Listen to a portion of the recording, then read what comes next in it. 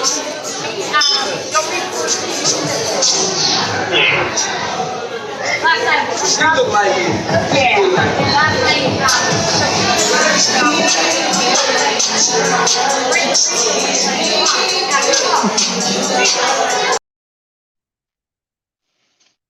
good? This is your boy Internal Sadist, and this video is going to be subliminal subliminal shock therapy. Um, this is pretty much going to be there's topics, but it's pretty much going to be freestyle. So it's going to be violent flow style, basically. So it's going to go forward without mention for all intents and purposes. What I actually mean by that is there's a lot of things going on in this world and in this manosphere and around the world and with men and boys in general, where they're acting like the following topics for all intents and purposes. And the sad part about that is what's happening with that is a lot of the men are either emotional or like just emotional men. They typically do a lot of false projection, or projecting or they're just a lot of projection in general. Basically, that's where they basically project what they're going through and how they're actually feeling and what they're thinking onto you, and to make it out like you're actually that person.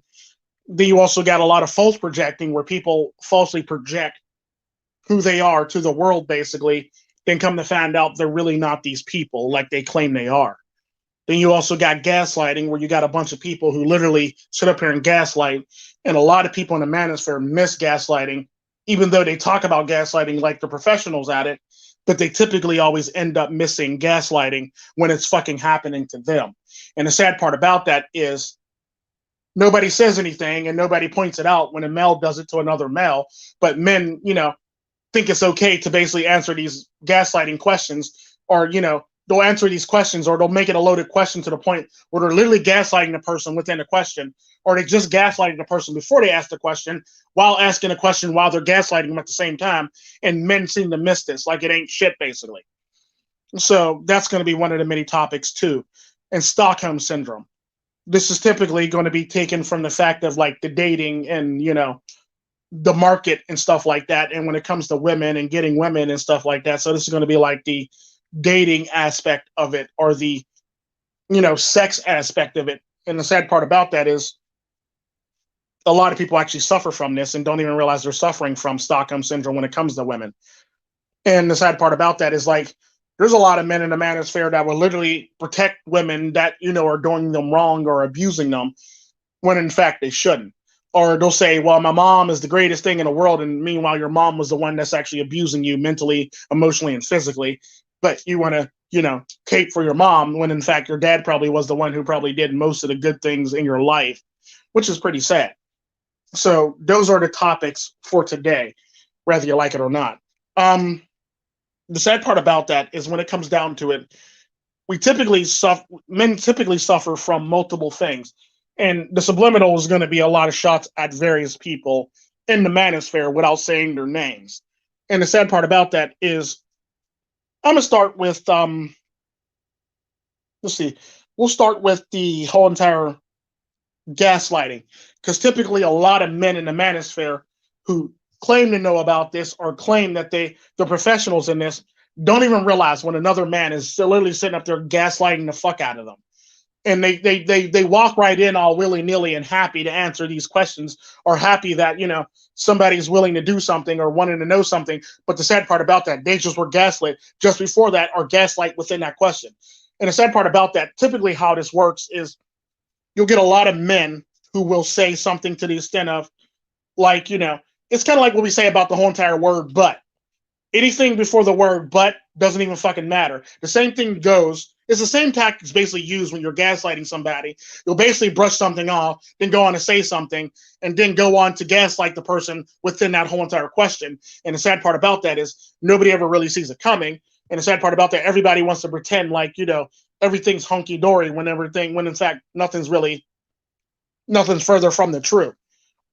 So you'll get a lot of men, especially men that are raised by single mothers, that'll sit up here and pretend like they're innocent and gaslight you like a motherfucker, and then turn around and say, like something like, well, that's not what we're talking about, or I don't understand what's going on, or all this other great shit. The sad part about that is they're gaslighting you.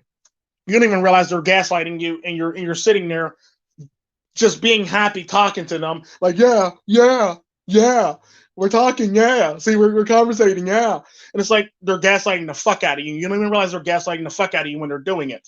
And the sad part about that, they usually do it just before they ask you a question. So when they ask, by the time they get to the question, because they're so long-winded with it, by the time they get to the question, you done forgot about what they're fucking asked you in the first damn place, and it's sad. And then on top of that, it's like not only do they do it before they ask you the question, they'll literally do it while they're framing the question to you. And the sad part about that, a lot of men don't seem to get this and are very oblivious to it. And it's like you're very stupid for falling into that trap. It'd be no different if you're walking through the woods blindly and you step in a bear trap. That's literally what you're doing when these people frame these questions the way they're doing it. You're literally sticking your foot in the bear trap. Would you knowingly stick your foot in the bear trap? No, you wouldn't. That's the problem. And a lot of men actually do this shit, especially a lot of the ones that claim they're smart or claim they're so super intelligent or claim that they're socially smart. They don't even realize when a question is being framed for them to stick their foot in it as a bear trap in order to be gaslit within that whole entire question.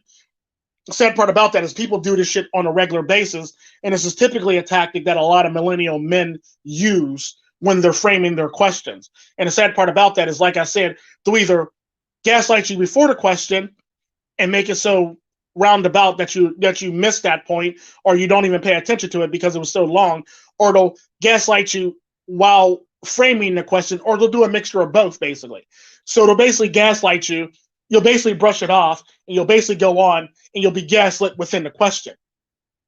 It's typically how this works. This is typically why I don't deal with a lot of people who actually come at me crooked or sideways, basically, or I always like brush them off.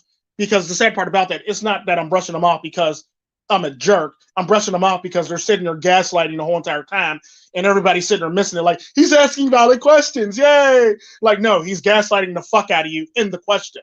He's gaslighting the fuck out of you before the question, and he's gaslighting the fuck out of you in the question. And this is the problem that I have with a lot of people in the manosphere, is they'll sit there and like, yay, he's asking valid questions, yay! And it's like, no, he's gaslighting the fuck out of you. And the sad part about that is all your answers will be used against you at a later date and time in the fucking thing, because how they frame the question is literally how they're going to frame you by saying that, well, he's into this, that, and the other, and this, that, and the other. It's basically like taking your words out of context, which happens quite often outside of the manosphere with the anti-trolls. A lot of men get their shit taken out of context, don't even realize that their shit's being taken out of context, and they want to act like, I understand why people are doing this. Well, you shouldn't have said what you said, and you shouldn't have walked into that bear trap. Is typically how it works. It's basically what it is. Like, a lot of men will literally walk into a bear trap, not even realizing that they're walking into a bear trap. And it's like, how did you miss this? What is going on for you to miss this? And the sad part about that is you can't blame nobody but yourself at this point in time. And the sad part about that is when it happens, it's almost like you're not paying attention, and you're getting, done wrong at the same time. And it's like you're oblivious to the shit going on around you. And the sad part about that, like I said, a lot of millennial men are very good at doing this shit. And the sad part about that is not even just millennial men that are good at doing this shit. It's a lot of men that were raised by single mothers are also good at doing this shit as well.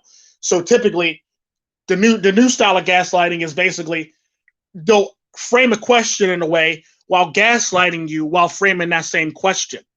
And a lot of men miss this shit and don't realize that it's actually happening. So they'll frame it in a way to make it sound like, they're trying to be cordial with you, when in fact they're gaslighting the fuck out of you in the middle of a question, or they'll gaslight you before they ask you the question. And typically how it ends up working is they're not only just gaslighting you, they're basically making it so that, when you answer the question, it's kind of loaded to the point where what you say can be taken out of context based on their question. Like, or they can say, that's not what I was asking them. I was asking them this. And the sad part about that, a lot of men fall for this shit because they think it's a valid question, or they think it's because a person want to learn. What they're basically trying to do is gaslight the fuck out of you and learn your base nature responses. It's basically no different if you ask a woman, what do you want for dinner? and all of a sudden she don't know where she want to go. The minute you stop asking her, well, I'm going in the house, you go do you. Basically, she's going to know where she wants to go for dinner. That's typically how this shit works. A woman, if you ask a woman what she wants, she's always going to tell you she doesn't know. But the minute you stop asking a woman what she knows, you just like, fuck it, I'm going in the house and I'll just, go get me something to eat elsewhere later. Typically what's going to happen is all of a sudden out of nowhere, miraculously, she's basically going to know what she wants for dinner. It is what it is. It happens quite often. Because the sad part about that is when it comes to dating, the reason why women do this stupid shit is because they don't want to accept responsibility if you don't like the restaurant. This is typically why women do this shit in a dating situation, for the fact that they don't want responsibility if you don't like the restaurant. It is what it is. Because women never want to take responsibility for something. Even if it's their fucking idea, they no longer want to take responsibility for it, and they want you to decide on it, and they want you to come to terms with it, so you can be responsible for making the decision, because they feel as though if they pick the restaurant and you don't like it, then all things fall on them for all intents and purposes. So women try to avoid it or mitigate it by not picking it for this reason. This is typically why women pull this tactic when it comes to where you want to go to eat or what do you want to do, because they don't want to be responsible for you not liking or any bad experiences that come out from a decision that they make. It is what it is.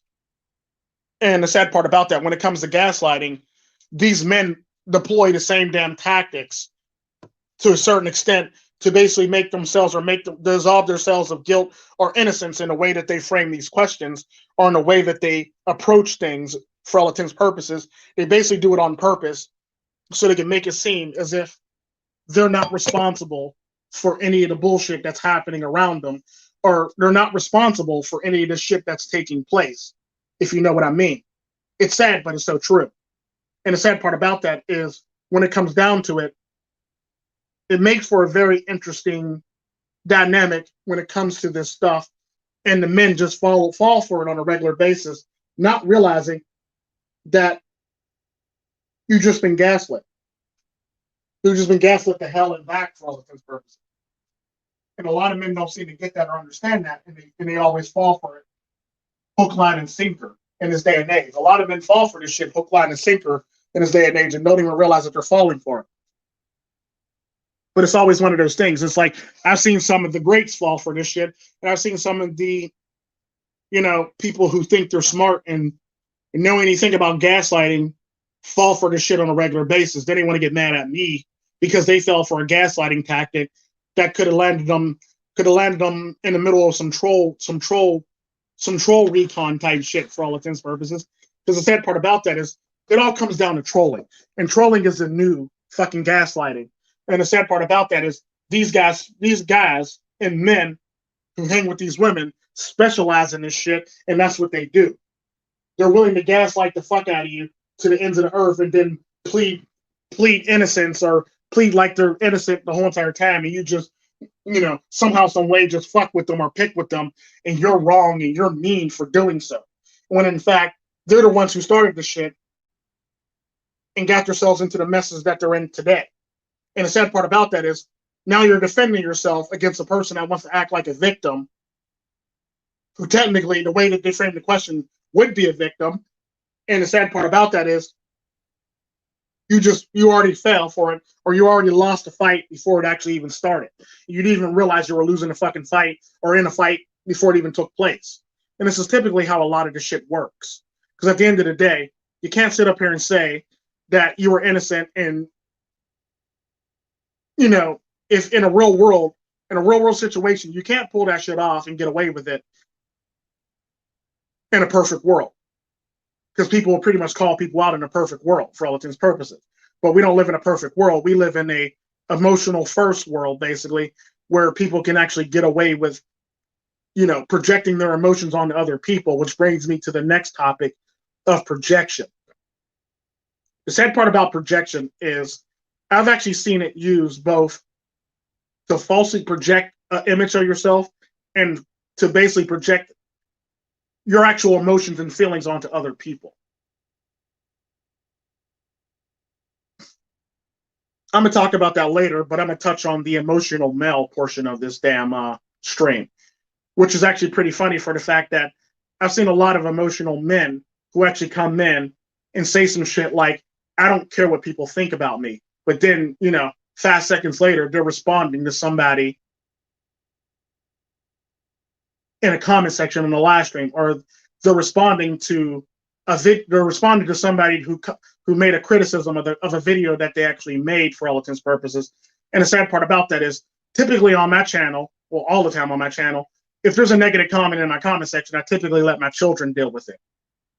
Because I don't got time to deal with a bunch of negativity, especially if the person didn't watch the whole entire video. And I can typically tell if the person didn't watch the whole entire video based on what they're actually saying in their comment, or based how they worded their comment. I could typically tell that a person didn't see the whole entire video or wasn't paying attention to the whole entire video. So I typically delegate it to my children to answer those comments in the comment section. So at the end of the day, it's not me answering the question. It's not me answering those comments in the comment section. It's my children. So I technically really don't care what you got to say. Because typically my children can tell if I don't care about something, if I don't answer something. So they'll pretty much pick up the slack and respond to a person based on how their comment section is actually worded. And I've always found it funny how people, well, you responded to me. I go, if you only knew who was responding to you, you would feel like you're very stupid. And typically I just delegate that to my children for that reason. So I don't have to. And it's like, if you want to, you want to. It's up to you, Laszlo, or it's up to you, Talia, or it's up to you, Kierna, if you want to respond to that. And typically they have fun doing it. And it's like, they get a kick out of like just trolling trolls, because I always said my channel set up to troll trolls for this reason. And typically how I do it is basically as such. I basically just, do it in a way where I ain't got to worry about stupid shit happening, basically. And usually my children are the one responding. Now, I will respond to a lot of the positive stuff in the comment section. And it's what I do, basically. I'll respond to the positive stuff if somebody says, well, that's a good video. I like how you worded that. I never really thought of it like that. I'll respond to that. But if somebody's being a dumbass in the comment section, then I just basically let my children handle it for all intents and purposes. Because I typically don't really care about stupid people being negative on a regular basis. Because I always say on my channel, I'm not here to please everybody, so don't even fucking try. And that's pretty much how I feel about anything when it comes to emotional men. And the sad part about that is there's a fundamental difference between being passionate and being emotional. And people will try to reword it or repackage the shit that they're doing to actually describe how they're responding to something, when in fact, I'm a very passionate person, so I'll tell you in a heartbeat, this, and that, and the other. And the sad part about that, the fundamental difference is the amount of logic that goes into the actual process of actually what you're trying to convey through emotions. Because I always say, look, if you're going to try to get your point across logically, you're going to want to bring emotion into it. That way people can understand what the fuck is going on, because you tapped into their emotion. So now they're more receptive to what you're listening to. And the sad part about that, I would always bring emotion into it, or I will always do something that will trigger an emotional response to somebody so they can actually receive your message properly, or receive it in a way that, they don't quite understand. Because the sad part about that, even if I do it and they don't receive it properly, the fact that I actually got their actual response that I got from them lets me know that I tapped into an emotion, or I bitch slapped an emotion out of them for all intents and purposes. So I typically do that on purpose, just so I can actually convey my message in a timely, more efficient manner without having to repeat myself over and over again to argue a point, basically, that's totally pointless in the first place. Because I always believe that if you're going to argue a point, never argue a point to a person that's not willing to listen or receive your argument, because you're doing nothing more than devaluing your argument. And that's very true when it comes down to it. So I'll typically tack some passion onto that. That way it can actually tap into somebody viscerally, so they can actually understand where I'm actually coming from. They don't actually have to agree with me. It's all about understanding where I'm coming from. I don't care if you agree or disagree. It's all about understanding where I'm coming from. So I'll attach passion or a passion onto that. And the sad part about that, when it comes to passion, there's a shit ton of logic behind it. And I'm tapping into the emotion at the same damn time while doing it. Typically how it works. So I never get emotional about shit. However, people will say, well, why are you upset? I'm not upset. If you've ever actually paid attention to my channel, you will realize that the voice I'm actually speaking with is not my actual voice. So therefore, if I actually was to speak with my actual voice, I would not be heard, and people would not. Some people would probably try to squint to listen, and I would not be heard if I actually spoke with my natural voice, because typically it doesn't resonate high enough for people to, listen to me. So typically I use this voice so I'm able to resonate and actually do things. And the sad part about that is there's a fundamental difference between raising your voice and vibrating your vocal cords. A lot of people typically raise their voice. I typically just vibrate my vocal cords a lot faster. And that's pretty much how I get the voice that I'm actually speaking with right now. Like, there's a video in my Rolodex, my video Rolodex, where I actually speak with my natural speaking voice. And if you actually listen to that voice, you would understand very quickly that it's very hard to take that voice higher or make it go higher than it needs to go for all intents and purposes based on the actual baritone of that voice. So it's one of those things where it's like, it's going to be hard to actually get my voice to resonate higher or talk if I continuously use that voice. And the sad part about that is pretty much why I have this voice and why I do this voice, because I'm able to actually do the things where I can pick on my children, where I tell you that Laszlo's response to me when he's in trouble, he says, I didn't do anything. It's typically how I'm able to actually resonate that higher pitched voice of Laszlo or my daughters when they're responding to something I say to them. Because I'm able to vibrate my vocal cords fast enough or slow enough to do it, basically. And I'm able to do that while at the same time while confining the shit. So typically, Maz doesn't come from raising my voice. It comes from vibrating my vocal cords either fast or slow. It's typically how it works. So no, I'm not raising my voice. I just vibrate my vocal cords properly so I can actually get my point across when it comes to stupid people. The sad part about when it comes to emotional men, they'll use terms like, I'm just animated.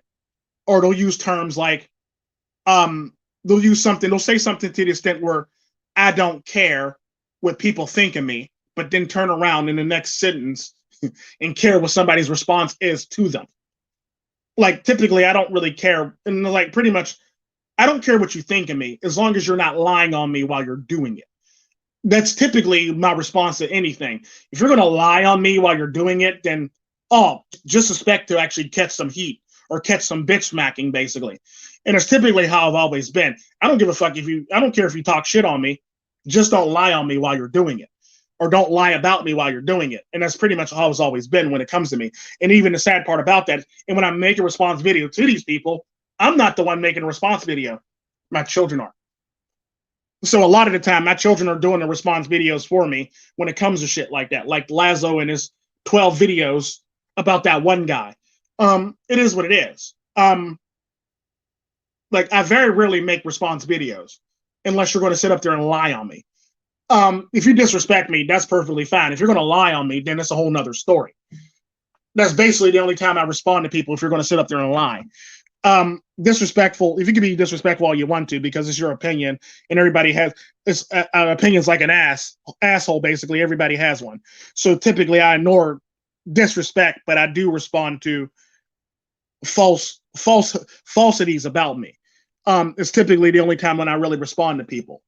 So when it comes to emotional men, what a lot of people don't realize is that they're projecting their emotion, or they're basically saying, they'll say shit like, well, I'm being animated. Well, no, animation's a nice way of saying that I'm emotional about this. There's a difference between being passionate and emotional. The sad part about that is when you're emotional, you're more likely to say dumb shit in a process of doing so, or you're more likely to say like shit without logic behind it because you're acting off of emotions. And you're more likely to, when you're animated or when you're emotional, you're more likely to call names or call people out of their name for all intents and purposes. So no, you're not being animated, you're being emotional.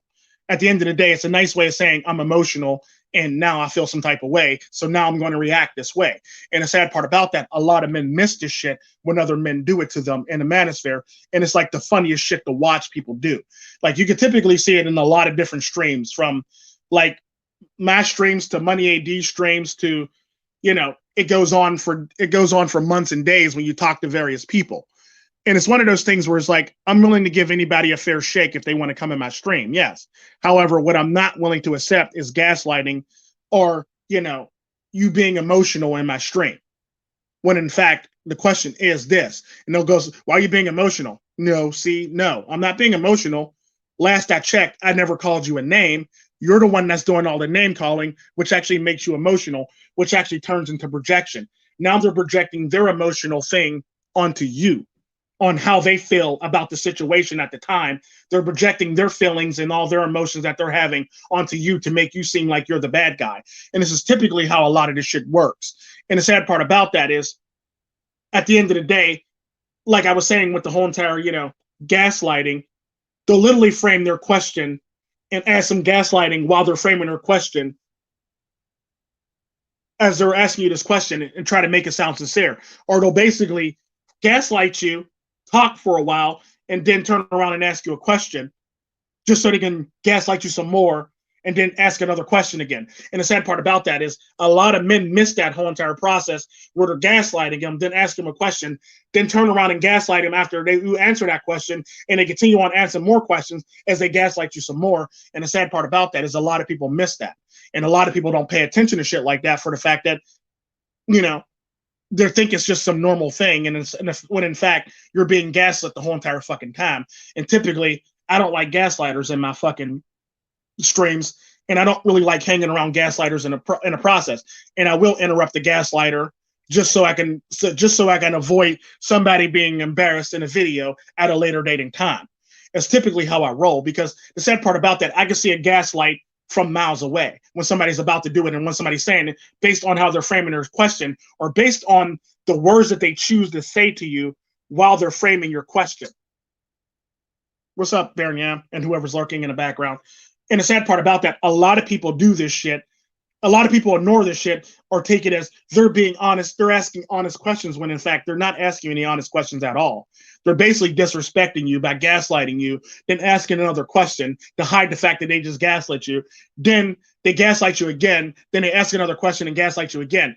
Watch the process on how it actually works if you actually pay attention to certain people and certain streams of people's, for all intents and purposes. They do this shit on a regular basis, and then they want to pretend like they're victims, or you're the one that's out of line or out of pocket, when in fact they're the ones that's out of pocket from day one, from the jump, by gaslighting, then turn around and asking a question and gaslighting, then asking another question and gaslighting again. It's typically how these people do it. And the sad part about that, people in the manosphere miss this shit, and they don't realize it until they go back on the replay. And the sad part about that is I'm able to see this shit, and people get mad at me. Well, you should let me answer that. Well, no. Your dumbass was about to walk into a bear trap. Would you willingly walk into a bear trap if you see the bear trap coming? No? Okay, then. Respect my choices in protecting your dumbass from walking into that bear trap. That's basically how I feel about shit like that. And I really don't care how people feel, for the fact that I'm always going to respond to you the same manner. I'm not going to sugarcoat shit.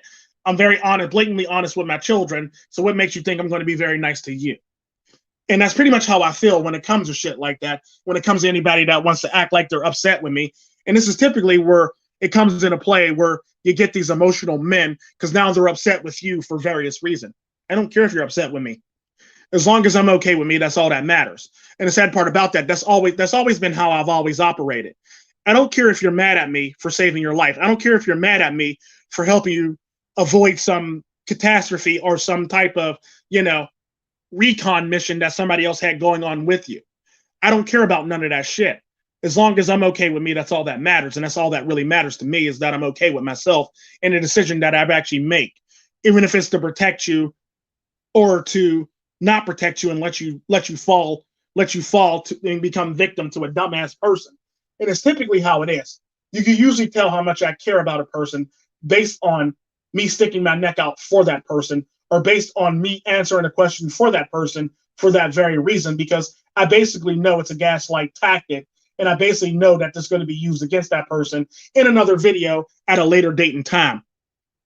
The sad part about that is, what a lot of people don't know or understand about the whole entire thing is, typically, like when a person gaslights, they basically frame it, they'll basically gaslight you, and they'll do it very softly to the point where you don't even recognize it or understand that it's actually going on in the midst of a chat. And then they'll typically they'll either ask you a question and gaslight you on your answer after the question, or they'll gaslight you while they're framing the whole entire question against you at the same time. And it's typically how a lot of this shit works. And the sad part about that is people don't seem to understand or get what's going on when it's actually transpiring. And then when I respond, people are like, well, why was Tico like that? Like I said, Tico doesn't do anything for no reason whatsoever. There's always a reasoning behind why I'm going to do something or going to respond to somebody in a certain manner. If I care about the person enough to respond for them, then that means that lets you know I actually care. So if your feelings get hurt from me responding to you, just know I did it in your best interest because I know exactly what's going on. And I know that that person's being a disrespectful little shit for all intents and purposes. And that's pretty much how it is. Because the sad part about that is you can literally see that tactic taking place in the last Friday Night Blaze when Hidden let a person in the stream. You can literally see that tactic taking place during that stream. And I literally heard it and I seen it. And somebody actually literally texted me and said, this motherfucker's literally gaslighting people in Friday Night Blaze. And the people are sitting there looking fucking oblivious on Friday Night Blaze on your channel. Is that really what you want on your channel, Tico? Like, no, that's not what I want. No gaslighting is allowed on my channel. You're not going to sit here and gaslight nobody on my channel, even if I'm there or not. And the sad part about that is that's typically how people do. And then the sad part about that, as it was transpiring, the shaming tactics actually came out of that man like a little bitch he was. He started shaming, you know, people on the stream basically and making them feel some type of way. And it is what it is. Like, I don't care what your feelings is. You were never asked to come here. Therefore, I don't care what your thoughts and feelings are. Keep your thoughts and your feelings, nigga. You don't know me. That's typically how I feel. So it's one of those things when people do stupid shit like that, they try to guilt other people or make you feel some way about another person or get you to go against another person, basically, who made the executive decision to put your ass out. When in fact, you're the one who actually started the shit, and now you're trying to act like a victim and actually play victim so people could be on your side. Like, I understand why Tico did that. Trust me, if you roll with me long enough, you would know why I do certain things. And you would know why I will step in front of shit for certain people like I've always done. I've been, if you've ever watched me from day one in the Manosphere, I've stepped in front of shit for Janky. I stepped in front of shit for MGTOW to win. I've stepped in front of shit for Red Pill on steroids. I've stepped in front of shit for Mr. Hate Vicious. I stepped in front of shit for Mr. Elite. I stepped in front of shit for Hammerhand. I stepped in front of shit for MGTOW Life. I stepped in front of shit for people I generally care about. And I've always stepped in front of shit when it came to Sifu. When his name was Sifu Black Iris, I've always stepped in front of shit for him. Only because I care. And the sad part about that is what people don't seem to understand. And the sad part about that, I've even stepped in front of shit for MGTOW Gnostic on several occasions for this fact. I've stepped in front of shit for Yam. I stepped in front of shit for recently for Money AD on how he runs his streams and how he does things, because I basically do the same damn thing. But the sad part about that is I'm very subtle about it, where he's more blatant about it. And the sad part about that, I will defend the man for making the decisions that he makes as long as he believes in what he believes in doing. So I don't care what you got going on. So it's one of those things where, like, people always want to say, well, I think it's unfair that you did this. Or I think it's unfair that this. Or, you know, there's a reasoning behind my logic on doing things. There's always logic, and there's always a strategy to what I do. There's never any, you know, maliceness behind it, except for the person that's solely trying to, you know, gaslight the motherfucker who I deem as a respectable person in a live stream. There's always going to be that malice towards that person, because the sad part about that is what I've noticed with these type of people is they'll basically use their emotions to manipulate people, or they'll gaslight you, ask you a question, gaslight you on your answer, then ask a question again and gaslight you again and ask another question. And then after it's all said and done, and when somebody steps in and realizes that they're gaslighting them, they'll try to play victim, or they'll try to shame everybody else around the person who put them out to basically make it, well, I was innocent. You want to let them do this to me? Or I'm never coming back again. Well, no, dude, you were never invited in the first damn place. I had no clue why you even showed up in the first fucking place. And it's typically one of those things I've always said when it comes to it. Like, I don't care. You weren't, like, if I ask you to come in, you won't come in. But you'll come in when I don't ask you to come in. Like, think about that shit. So it's one of those things where, like, you have to understand, like, look, the question wasn't for you and nobody was inviting you. Therefore, you get to stay out. And that's one of the many problems that I've always had with people. And this is typically why I don't always drop the link in the comment section for this reason. This is typically why I always drop the link on Discord versus, in a comment section, because you get a lot of stupid people that'll do a lot of stupid shit and say a lot of stupid shit and try to paint themselves out as victims in the process of doing so. And the sad part about that is people do it so often that people don't even recognize that it's actually being done to them. It's like some normal thing, like, oh yeah, some normal thing to them now, and they're so fucking desensitized by it, they ignore when they're actually being gaslit or disrespected or gaslit within the frame of a question. Basically, they ignore it because it's so commonplace now that it's normal to them that they can ignore gaslighting. And they'll ignore it from a man, but they won't ignore it from a woman. They'll call it out on a woman, but they will never call it out on a man. But the sad part about that, this is why I'm here. I'm willing to call it out on a man and a woman, and there's nothing you can do about it. And the sad part about that is sometimes when a man does it, it's much different than when a woman does it. Every now and again, it's the exact same thing when it's done.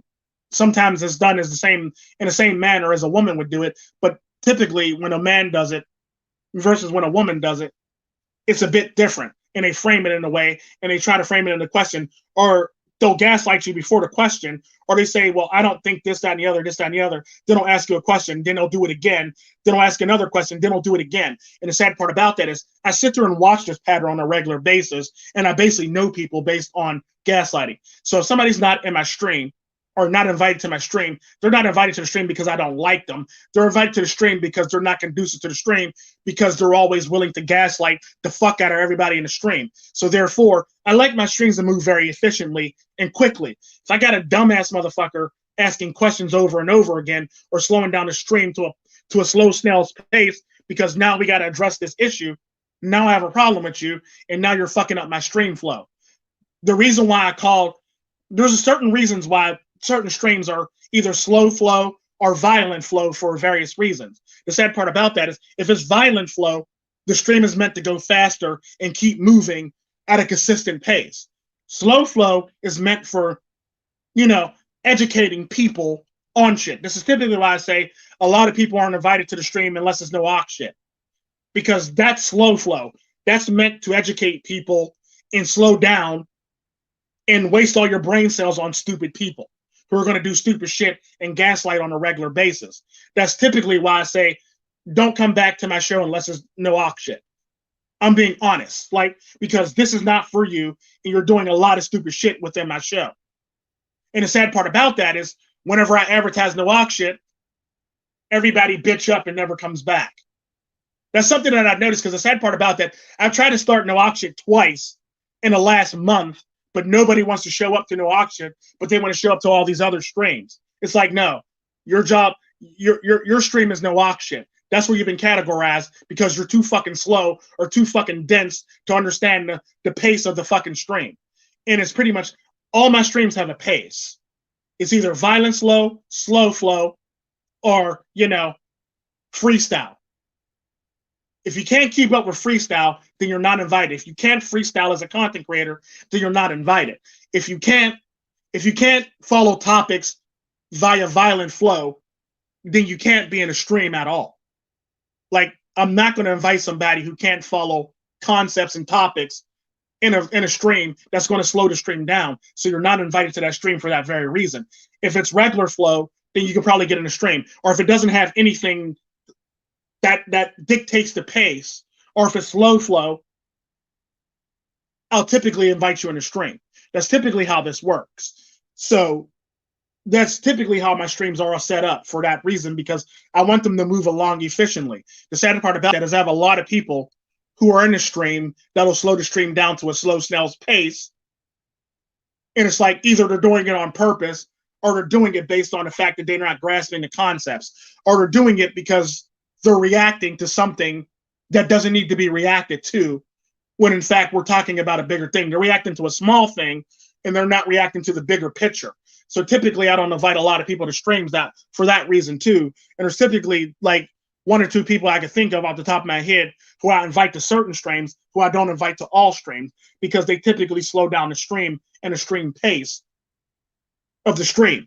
There's a reason why it's called violent flow. I'm gonna need you to keep up. There's a reason why it's called freestyle. I'm gonna need you to keep up and keep it moving. And if you can't freestyle as a content creator, I typically don't invite you into the stream. the sad part about that, there's very few content creators who actually don't need a script and can basically just run off with logic and facts for all intents and purposes. Whereas there's a lot of content creators who actually need their script to basically run off of.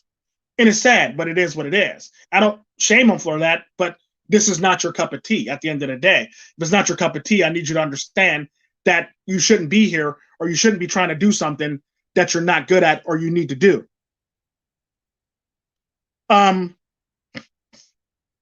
Another thing, and the sad part about that, people get emotional when I put them out the stream for these reasons, and they don't realize that this is the reason why you're being put out of stream, because you're not fitting the milieu of the stream. And this is not no shit. I'll allow gaslighting and no shit, or I'll allow you to place bear traps in no shit. But what I'm not finna do is let you place bear traps or gaslight and fucking Friday Night Blaze or table flip or, you know, Baron and Sadist or, you know, anything along the lines of that for all intents and purposes. Because typically there's a reason why I have the group of people in certain streams versus why I don't have people in a certain streams. And what's up, Billy to Go? And Yam and Money AD. There's a certain reason why I have certain people in certain streams for a reason. There's a reason why there's a Baron and Sadist. There's a reason why there's a Bleeding Edge Red Pill, and all those people who are the normal cast are the normal cast, because I'm capitalizing on their strengths, on what they can do, basically. And I know their strengths, and I know that they can handle this shit, and I know they can handle the pace of the actual stream. This is typically why I have the people who are in the actual opening credits for Bleeding Edge Red Pill, because I know that they're going to stay on topic and they're going to spit flax, and they're not going to be like overly simple, or they're going to be very serious about the topics we're talking about, and the jokes are cracked. They're going to be kept to a minimum within those things. Like, don't get me wrong, there are jokes that are cracked within Bleeding Edge Red Pill, but we keep them to a minimum so we can stay on topic and keep it moving. The jokes are very good, and you know, the stuff is very good, and it fits the need at that moment in time. But typically we do it because it needs to be done, or we do it because it was there and somebody just took the shot, basically. This is typically why you'll see Billy to Go, or you'll see a Manly Low taking those shots randomly. Every now and again, I'll take that shot, or you'll see Baron Yam take the shot, or you'll see Black Pill Radio take the shots too, or you'll see Cypher even take the shots as well too.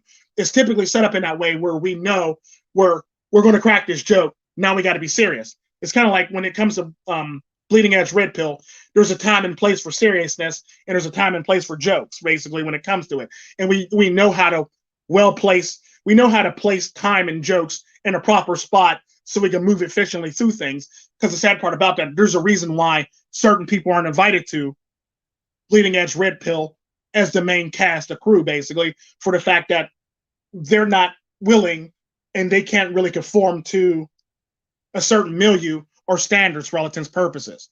So there's a reason why there's a Manly Load, Black Pill Radio, Jaguar Media, Shinobi One every now and again whenever he can make it, me, Yam, and like a couple other people that Cypher and one other person that I didn't name. I'm sorry if I didn't name your name. A Manly Load and Billy to Go. And I think there's another person that I forgot about, but I'm so sorry if I forgot your name. But there's a reason why they're the main cast of Bleeding Edge Red Pill, because I know that they can crack a joke, but keep it to the minimum where we can still stay on track, and where it's not about just jokey and laughy and simple shit, basically. We're able to actually be serious about the shit and get it off in a manner which actually is edible and good for other people, because there's stuff that you just need to learn, and sometimes you just can't be cracking jokes or saying stupid shit on a regular basis to actually get a point across. This is typically why those core people are the core people to Bleeding Edge Red Pill. It's the same reason why the same people that are on Friday Night Blaze aren't on Bleeding Edge Red Pill. It's typically how it works. Like, typically when I invite somebody to Bleeding Edge Red Pill that's not a part of the main cast, it's because they have some specialty in that area. Like the one time when I invited Hammerhand on Bleeding Edge Red Pill, because he has some knowledge or specialty in the area that we were talking about in that show. Just like the one time when I invited MGTOW to win, he has some knowledge and experience and specialty in that area that we invited him on a show for. And it's typically how it works. So all live streams are set up in a way based on the topics and the flow and what it's supposed to be when it comes to the live streams. It's not set up just to always have fun. Sometimes you got to be serious and put away the fun sometimes. But typically, we're able to actually have fun within Bleeding Edge Red Pill while still continuing. But the sad part about that, that's not for everybody, and not everybody's built for that type of manner and what it is for all intents and purposes. And it's pretty much how it actually works. And the sad part about that, this is why I have a Manly Load, Billy the Goat, Baron Yam, Cypher, Jaguar Media whenever he can make it, Black Pill Radio whenever he can make it, and I think I forgot one other person, and I'm so sorry if I forgot you. But this is typically why I have those cast of characters in these things for this reason, because I know they can crack a joke, but didn't get back on track. Whereas other people from Friday Night Blaze, everything's always a joke, or there's always a butt of a joke, or everything's roasting, or everything's about this. And the sad part about that, this is not what Bleeding Edge Red Pill is about. It's about keeping it serious and simple while being logical and smart at the same damn time. So typically, I don't invite everybody from the cast of characters from Friday Night Blaze to be on Bleeding Edge Red Pill, because those are two different shows. You can't act a certain way. Now, don't get me wrong. Yesterday, after Bleeding Edge Red Pill, there were a lot of people in the stream that normally wouldn't be in Bleeding Edge Red Pill, because we just had a chill session after the fact, because we talked about a lot of the topics and stuff like that, and we covered them all, and it was just fun having people around. And it's one of those things where it's like, as long as you can complete a certain amount of goals and topics within Bleeding Edge Red Pill, it's all fun and games. It's always fun to actually have a chill stream after the fact. Don't get me wrong, it's not something I always want to do, but sometimes it's fun to actually have a chill stream after the fact when it's all said and done, because it just puts the cherry or the icing on the cake basically at the end. And it's typically how it works. Because I'll hear people say, well, how come I'm not in the rolling credits for Bleeding Edge Red Pill? Well, there's a reason. There's a reason why these people are here, and a reason why these people aren't here. The reasoning being, like, let's just say a good example. Like, don't get me wrong, there are people that probably could be on Bleeding Edge Red Pill who don't make the rolling credits. But, they're either A, too busy, or they got other things going on, or they're not as consistent as the people that actually have around me.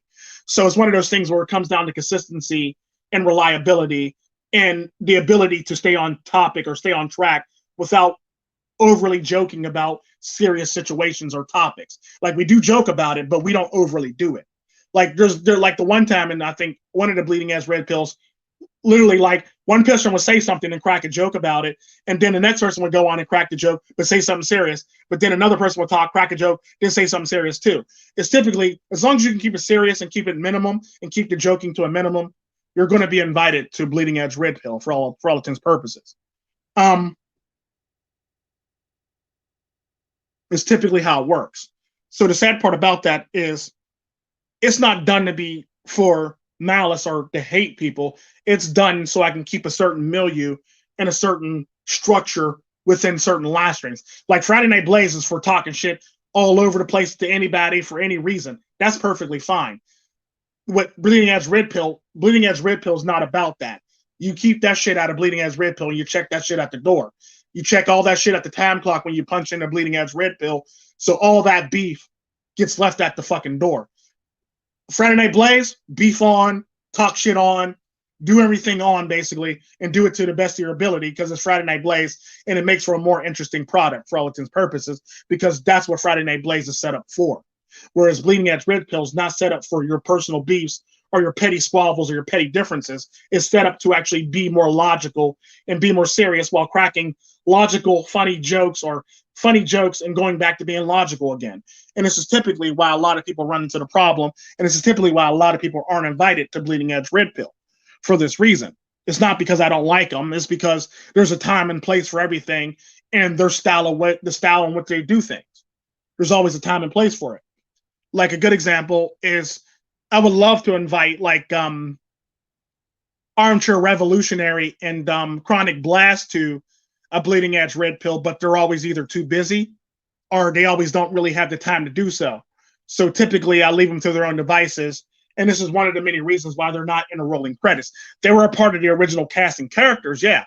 But because they're too busy, I don't invite them as much anymore, or they can't make it as much anymore. So I basically had to narrow down their original casting characters for this reason. But don't get me wrong, Armchair Revolutionary and Chronic Blast are originally a part of the original crew of Bleeding Edge Red Pill. So they're always invited on the show, no matter what, if they have the time. But because they're not like, you know, they're not going to be like major contributors, like, you know, your Cypher shows up more often than them. Black Pill Radio, he's basically trying to get his, he moved again. So he's basically trying to get everything set up so he can actually get back in the flow and things, because I actually talked to him. So he's talking about being in the next Bleeding Edge Red Pill 10. It's typically how that works. So he's talking about coming back to Bleeding Edge Red Pill 10. So that's good. And I understand if you have stuff going on in your life where you can't make it, but it's one of those things where it's like, are you going to be a reliable person? And can you make it and, you know, stay on topic and not always crack jokes? And typically what I've noticed with Armchair Revolutionary and Chronic Blast, they can crack a lot of jokes and they can say a lot of outlandish shit. But the sad part about that is they know when to draw it in and make it happen for all intents and purposes to make for a very serious, logical show. That's why they're a part of the original cast. Even though they're not in the actual rolling credits anymore, they're still welcomed on the show. No matter what the fuck is going on, no matter where the hell they are in the world, they're still always invited on the show because they were originally on the original cast and characters for all intents and purposes. But you'll see like guests. I haven't put any guests in the bottom anymore lately, but you'll see guests when it comes to that. Now, like I was saying, when it comes to stepping in front of stuff for various people, like Money AD, like I remember one person said in PMs to me, well, I don't like Money AD. Well, why not? Because he invites all these other people on his show. Okay, I do the same damn thing. I don't hear you complaining about me doing it. Well, it's different. No, it's not fucking different. It's the same thing. It's like you want to pick and choose who you're okay with certain people inviting certain people on the show, but you want to demonize somebody else for inviting somebody else on their show. It's like, I've already made open invitations to various people if they want to come on the show. Like, you can't sit here and disrespect one person and be okay with me doing it and want to disrespect Money AD for doing it. It doesn't work like that. And 9 times out of 10, because I have the same mindset as Money AD, I'm probably going to ride with Money AD more than I'm going to ride with you on this, because I basically do the same damn thing. It is what it is. Like I said, when the whole entire trolling session was going on with various trolls, I've invited various trolls on the show just to hear their side or hear them logically for all intents and purposes. Like I said, I had Mercury Cruiser on the show. Back in the day, that wouldn't be something that you would normally do in the manosphere because it would be taboo or people would be ready to talk shit on you for doing it. That's typically how it works. I've also extended open invitations to Richie Romance and Penny Proud if they ever want to come on the show, and I'll basically run a no-ox shit, basically. And it's basically what it is. That's basically what no-ox shit is for. It's for people like that and people who want to air their grievances out when it comes to stuff so I can actually hear them out. Sad part about that, I may not agree with what they got to say, but they might say something, or there might be a gem in something that they say that I can actually learn from and incorporate in a video so I can help everybody understand where they're actually coming from. Because the sad part about that is everybody's arguing at each other, but nobody's listening to each other when it comes to shit like this. And the sad part about that, that goes throughout the manosphere in a whole. Everybody's arguing at each other, but nobody's actually listening. This is typically the problem that I always run into in a lot of my live streams, where I'm being cut off and I don't get to finish what I'm actually saying. And then I go, I was about to say that, or I was about to add to that if you didn't cut me off. And typically I run into that problem with a lot of people on my stream that actually do it. And they do it on a regular basis. Like, well, this, that, and the other, Tico. Well, I said that if you were listening. It's like you just wanted to open your mouth and say shit. If you were listening, I was going that direction, but I had to actually get this point across first before I took that path. And the sad part about that, there's a lot of people on my stream that literally do that shit and don't listen to what I actually got to say, and they just talk. It's like it's almost like that the goofy black girl. Are you finished? Yeah. You know, basically that's literally what they're doing in the stream around me. And the sad part about that is they don't even realize they're doing it. So because they're so used to doing it, it's basically a part of their who they are. And the sad part about that, I've actually had to talk to people on the side and behind the scenes about doing it. Like sometimes you got to shut up and listen so you don't look like you're stupid when I actually finish what I'm saying.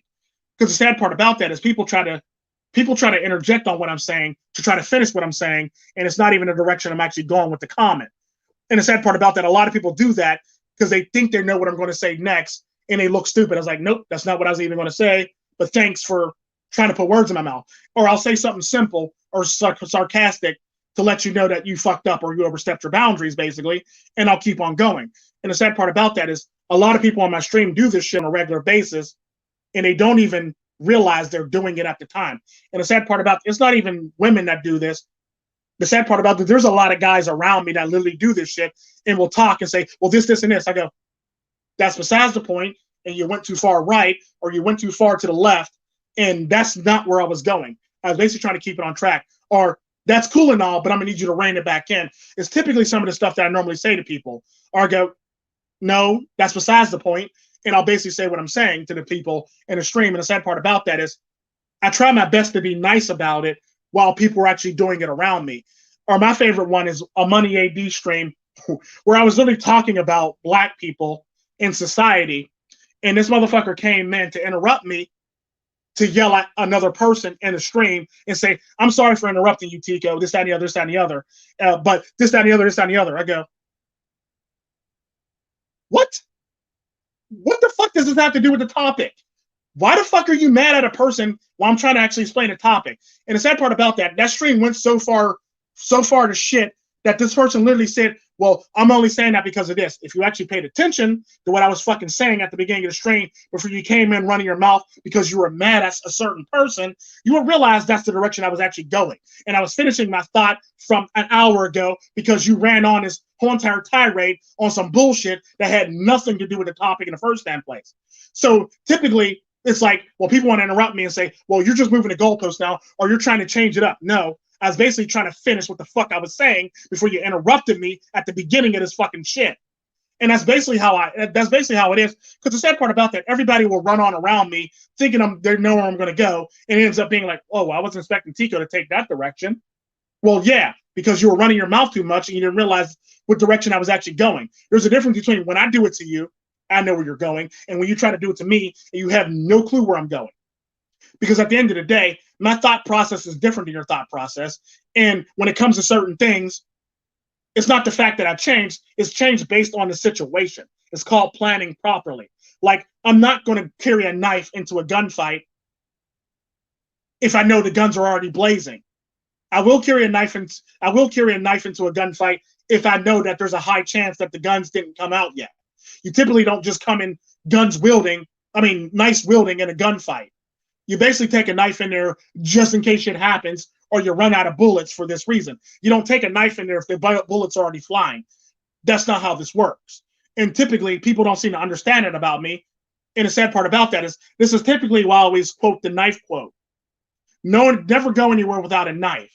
It has everything to do with my style and how I run things and how I do things in my stream. Never go anywhere without a knife. I always say Gibbs rule. Never leave home. How a lot of my arguments are formed and how I actually go the direction that I'm going with a lot of these arguments. Because I'm not always going to come out guns blazing. I might come out, slit a couple throats and keep it moving. Or I might throw the knife at somebody and hit them in the chest and knock them down. Shit like that. It's like, it's not always meant for me to come out guns blazing, if you understand what I'm saying. And the sad part about that is when people do this, it's like they don't realize they're doing it. And it's like, it's part of their base nature.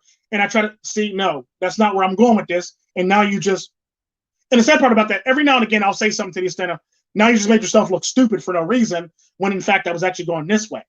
Or now you made yourself look stupid, because the sad part about that, no matter how long you spend time with me, you'll never quite understand where my arguments are going when I'm actually saying something, especially if I'm playing devil's advocate in a fucking live stream. Because I'm very good at playing devil's advocate and letting you know it can go this way or it can go that way. And typically that's a lot of where my train of thought actually comes from, me playing devil's advocate in the middle of a fucking stream.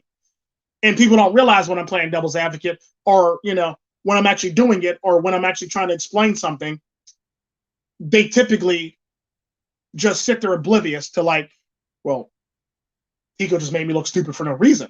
Well, no. If you would have shut up long enough, you would have realized and let me finish what I was saying. You would realize where I was actually going with this topic. And the sad part about that, because people jump on a topic, they have this preconceived notion because we're all in a manosphere, or we all are like this. We all think a certain way about certain topics when in fact we don't. Not all of us think the same way when it comes to certain topics. It's basically when I always talk about my thoughts on women, or why I'm not angry about women. I typically formulate the same thought patterns as Sandman or Think Before You Sleep or TFM when it comes to women. I'm not mad at women in the least bit. Women are women. Women are going to be fine. Women are fine just being women. The problem is the fact that we let them go this fucking far, and it's not their fault. It's actually our fault. And I'll say this quite often, and people always say, well, yeah, these women, and then I go, fuck that. It's not even their fault. It's women's based nature continuing on, basically. And this is where a lot of people get hung up, or they just seem to understand, because they seem to always harbor this hatred or this malice towards women, when in fact, there's a meme, matter of fact, there's a meme going around the Discord server where it says, the man who gave women all this power, and it's like fucking Vegeta going like Super Saiyan 3 or something like that. You know, so literally that's the power. That's literally the power level that these men who literally gave these women this power have right now. And we're at like, you know, just regular old Krillin or regular old Goku without Super Saiyan mode, basically. When it comes to, some of us actually go to Super Saiyan 1, but, you know, some of us don't even make it to Super Saiyan 2. And the person who has all the power is at Super Saiyan 3. You get all the women at Super Saiyan 2. Because they're all hopped up on this power now, and they're on a power trip based on these people that are Super Saiyan 3 or higher. And the sad part about that is there's nothing you can do besides be mad at the fact that it was a man who literally gave him all this power in the first damn place. It really wasn't women that gave him all this power. It was a man that okayed this shit and signed off on it at the end of the day. And I understand that, and this is typically why I'm not mad at women for this, and I would never be mad at women for this, because it's their base nature. It's basically how I always describe women. Being mad at a woman for being a woman would be being mad at a lion because he attacked you because you jumped the exhibit gate to go pet the damn thing at the fucking zoo. You can't be mad at a lion's base nature for attacking you for jumping the fucking gate and petting it. It is what it is. So at the same token, you can't be mad at women for being women when in fact it was men who co-signed on all their BS and mess all these many years and never said anything and never kept it in check. So at the end of the day, it's our fucking fault while we're in this fucking mess in the first place. Question is, how are we going to fix this and progress on? Or do you just want to complain about women being women when in fact it was a man who literally gave them the power to be women, or let them run wild for all intents and purposes? Because the sad part about that, women being women is nothing more than women running around unchecked and unchecked and not unchecked and unchallenged, basically, is all it really is. So you can't be mad at women running around being unchecked and unchallenged if you sat there oblivious for years on end. It'd be like, a good example of that is, now I'm not comparing women to kids, but typically it'd be the same concept as children. If you spoil your children their whole entire lives, you can't turn around and discipline them when they're 13, 14, 15, 16, 17, and acting out like a straight fool, because you let them run wild and unchecked this fucking long. It's too late to actually discipline them and rein them back in if you made them spoiled brats in the beginning. The sad part about that, this is shit that should have been handled in the beginning of this whole entire thing so we can make for a better society. The sad part about that is everybody just left it unchecked, or just wrote it off as, haha, she's a woman, haha, and everybody just left it unchecked. And the sad part about that is nobody wants to admit fault to this shit when in fact we literally let this shit go unchecked and unchallenged for this long. So you can't be mad when the monster that you helped create is acting like the monster that you don't want them to be. It's basically like your children.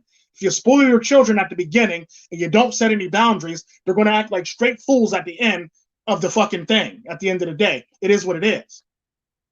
So you can't be emotionally mad about men and women and say the stupid shit that you do if you allowed it to happen. That'd be like me allowing somebody to rob my house 7 times and then being mad the 8th time. That's something that you should have nipped in the butt one of the first 2 times, basically. Or, you know, you have a stalker going on. That's something that you should nip in the butt in the beginning. Or something that you should probably try to avoid having in the first damn place.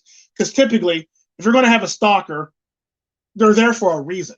They're there because you let them in, or they're there because you gave them a glimpse of hope that they could be let in. And the sad part about that, what I've noticed about a lot of women who have stalkers, they either know the person or they know of the person that is literally stalking them. Because nobody just stalks somebody randomly for no reason. You usually know when a crime is committed against you, or when something's being violated against you, you know of that person.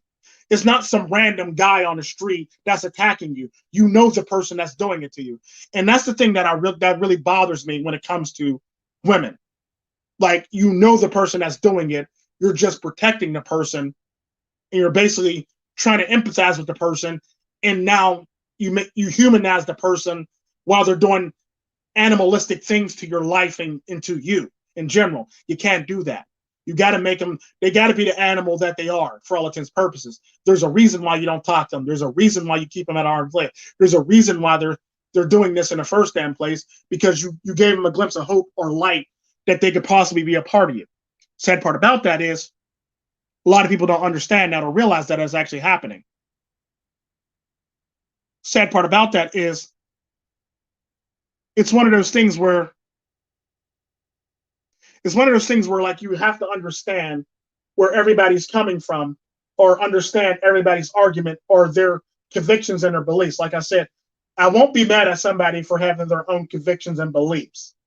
What I will be mad at is somebody who's using talking points and don't really believe in the shit wholeheartedly that they're saying, and it sounds like something that's not coming from them directly. It sounds like something that's coming from other people that was put upon them, or that they learn from those other people. Like, I'll take up reservations, or I'll be agitated with people who do that versus people who believe wholeheartedly that this is why you should do this or believe this. This is typically why I've always said, like, I have no problem with racist people. I have a problem with racist people who don't know why they're actually racist.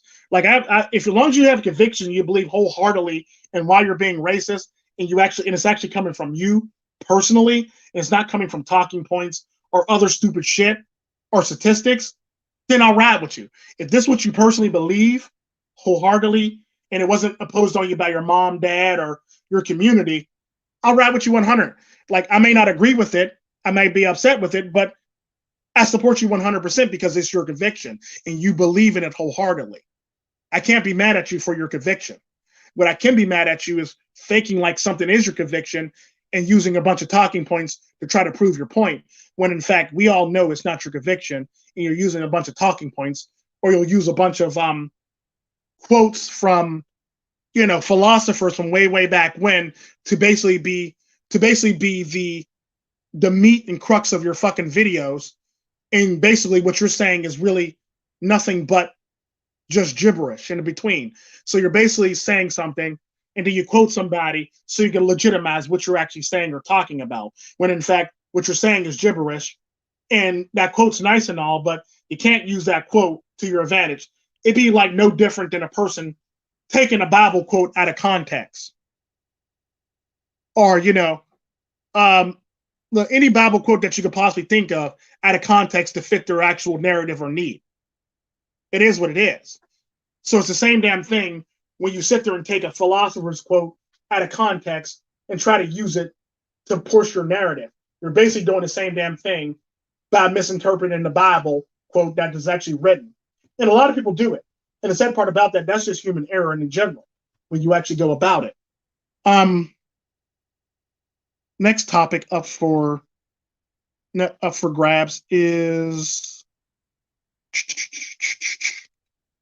what did I get so far? I did all this stuff.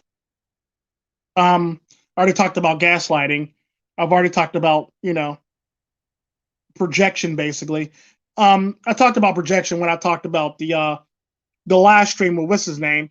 And the sad part about that is a lot of times when people just talk over me, they're basically projecting what they think I'm going to say versus what I'm actually going to say, or they're projecting their thoughts onto my thoughts when in fact that's not my thoughts. So in all technicality, a lot of the times people put words in my mouth when I actually say shit, basically, or when I'm trying to actually finish a thought, basically, they're always trying to put their words or their thoughts in my mind or my mouth, basically. So it's one of those things where I got to reject it and finish what I'm actually saying. Because the sad part about that is that's a bit annoying after a while, and you got to understand where the fuck I'm coming from to actually understand, to actually be able to argue my point. And the sad part about that is you're never going to know, because the sad part about that is not the fact that I'm changing the goalpost. It's basically the fact that if somebody's arguing one thing, I'm going to argue against it because I always play devil's advocate, because I don't like shit to be one-sided and everybody be in agreement for all intents and purposes. So I will play devil's advocate to make it fair and balanced at the end of the day. When it comes to false projection, there's going to be more subliminal shots. You got a lot of people in the manosphere who will try to project themselves out to be a certain way, or out to be a certain image when in fact they're not even that image in the least bit. Like you'll get people that'll say they don't care, or you get people who say that they're this, that, and the other, or they're very intelligent, or they're this, that, and the other. And the sad part about that is any intelligent person knows, any person with an ounce of intelligence knows that they don't gloat about being intelligent. They just are intelligent. And the sad part about that, I think there was when it comes down to basically is an intelligent person knows that there's more for them to learn and that they don't know everything. This makes for a very highly intelligent person, or a very high intellectual person for all intents and purposes, because they know that there's more for them to learn. Whereas people who think they're smart are usually pretty dumb anyway. Because the sad part about that is when you think you're smart, you think you know everything, and you think there's nothing else for you to learn, which means typically you have a one-track mind and you're set in your own ways at that point in time. If you think you know everything and you think there's nothing else for you to learn, it's typically how it ends up always working out for these people. The sad part about that is when you run into these people, they're either very bitter, or they always want to get their point across, or they want to have that got you moment with people. And the sad part about that is the fact that they're not intelligent enough to actually do it lets you know that they're overconfident in their actual abilities to do so, or they're overconfident in what they believe they can do versus what they actually can do. Like a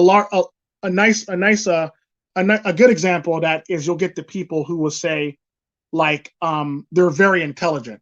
Now what they're trying to do, they're very intelligent, or they read a lot of books basically, so they're very intelligent. And what happens with that is people like that basically are basically trying to project a certain image of themselves. Like typically, or a lot of people will say around me, and Yam always hears me says this shit on a regular basis, and it tends to be my quote: if you speak of multiple languages, you're very, very intelligent, or you're very, very smart. And I'll always rebut it with, no, it's just a nice way to say a lot of stupid shit in a different language. That's all it really is. And I've always said that when it comes to it, because sometimes you have to humble yourself to realize that the shit that's going on around you, or what you're actually doing as a human being when it comes down to it. Because the sad part about that is just because you know a lot of languages, that don't mean you're actually intelligent. That don't make you a genius. It just makes you more capable of saying more stupid shit in multiple languages at the same damn time. And that's typically always been my argument, despite the fact that I speak 16 languages or more. I've always said that. It's just nothing more than a way to actually say more stupid shit in another language. And I'll always, and the sad part about that, even when I say that, English is my worst language, I would admit that in a heartbeat. English is the worst language that I've ever learned. And it's like, I'm still learning, and I'm still trying to grow it, and I'm still trying to actually expound upon it. And I know this. And the sad part about that is you'll get people, well, you speak better English than most people. Well, I don't want to speak better English than most people. I want to speak English very proficiently and efficiently, to the point where I don't want to be compared as most people, because most people typically have an education level of like 5th grade or less, basically, or less than a 5th grader. And the sad part about that, I don't want to be compared to the masses. I want to be compared to, those people or something like that, or the people who and a smaller majority, smaller minority for all intents and purposes. So I typically always work on what I say and how I say it for this reason. And it is what it is. So I never project an image of myself that's not myself or that I can't back up in real life for this reason, for the fact that it's always going to be the same. It's always going to be an image that actually fits me and that is me, where I'll never project an image that's not me. Whereas typically a lot of people will project this image that they're very intelligent, or, you know, they, because they read books, they're very intelligent, or they'll try to say shit like, you know, that they're this, that, and the other, or they work in this field or this STEM field. And in fact, you find out very quickly that they don't. So typically it's one of those things where I try my best. I don't even try my best to. I basically always downplay any and all my achievements for the fact that somebody's got to keep me humble. If you're not going to keep me humble, I got to keep my fucking self humble. So I never project the fact that I know all this stuff, or I went to school this many times, and any other shit basically. But I will use what I learned in a lot of my content when I make it, for all intents and purposes. So it's one of those things where it's like you learn more about me based on the content that I'm putting out, or how I actually interpret the content, or how I interpret other people when I'm actually looking at it at a bigger picture. And it's typically how it is, and it's typically how it's always been. But at the end of the day, you have all these people projecting this false image of themselves, or these false idol images of themselves, to make themselves seem like they're cooler or smarter or better, or get more money or get more women than other people, when in fact they don't. I hate people that do that, and I hate people that try to project a certain image onto themselves. Because at the end of the day, when it comes to women, I basically know off the bat it's basically all about timing and what's going on at that point in time. When you actually pick up a woman, you can pick up a woman successfully if you meet the timing criteria, basically, of that woman. Like, it don't matter what you're saying. Like, I've met people who said all the right things, bought all the drinks, did all the nice things for women, and said all the nice things, and, you know, they don't always get the bag that they want at the end of the night. Whereas a person that'll just swoop in at the right time, at the right moment, and basically they're taking that woman home. Like, the sad part about that is people always think, well, it's about game, it's about game, it's about game, it's about game. It's really not about game. It's about timing in psychology, for all intents and purposes. It's about the timing in which you actually, you know, interjected, or, you know, ran interference to actually meet this woman that actually got you, as you taking home the bag, for all intents and purposes, when it comes down to it at the end of the day. Because the sad part about that is pretty much how you do it. It's all about timing and you being in the right place at the right time. You necessarily don't even have to say anything, because there's been many times where I've just showed up at the right place at the right time, and I had the ability to take a girl home and have my way with her, but I didn't. And the sad part about that is I've been known to do that quite often and regularly in my daily life. And the sad part about that is, because I have standards, I don't capitalize on stupid shit like that, because I have standards. And I'm not willing to actually lower my standards and degrade myself as a human being to just sleep with anything and everything if it doesn't meet my standards and my requirements. Because at the end of the day, just because a woman looks good, that don't mean I find her sexually attractive, because there's standards to this shit. Or just because I find a woman attractive, that don't mean I find her sexually attractive, or I think about having sex with her. And this is typically one of the many problems that I run into with my friend, when she always asks me, do I think about her in a sexual manner? Like, no. I'm not sexually attracted to you yet, or nor have I ever been. So for that to actually be a thing, the sexual attraction has to be triggered at some point for me to want to think about banging you in various situations, for all intents and purposes. Like, you can send me nude pics of you all day. I would never think of you in a sexual manner. And this is typically the downfall that a lot of women have when it comes to it. They don't understand why men aren't seeing a certain thing. And the sad part about that, when it comes to women, what I notice with women, if you hurt their feelings like that, or say something honestly, they'll basically recant the shit that they literally told you honestly, and they'll try to recant it and pretend like they never said it, or they'll gaslight you and pretend like they never did it or said it, basically, when it's right there in plain day in writing, for all intents and purposes. Women will act like it never happened. And the sad part about that is they do this regularly. or it'll take something back when they're basically trying to get information from you. They'll take it back. And the sad part about that is you meant it. Now you're upset because I didn't reciprocate your actual same thoughts that you're having. And it is what it is. Women are basically projecting how they feel onto men, just like men are projecting their image onto other people.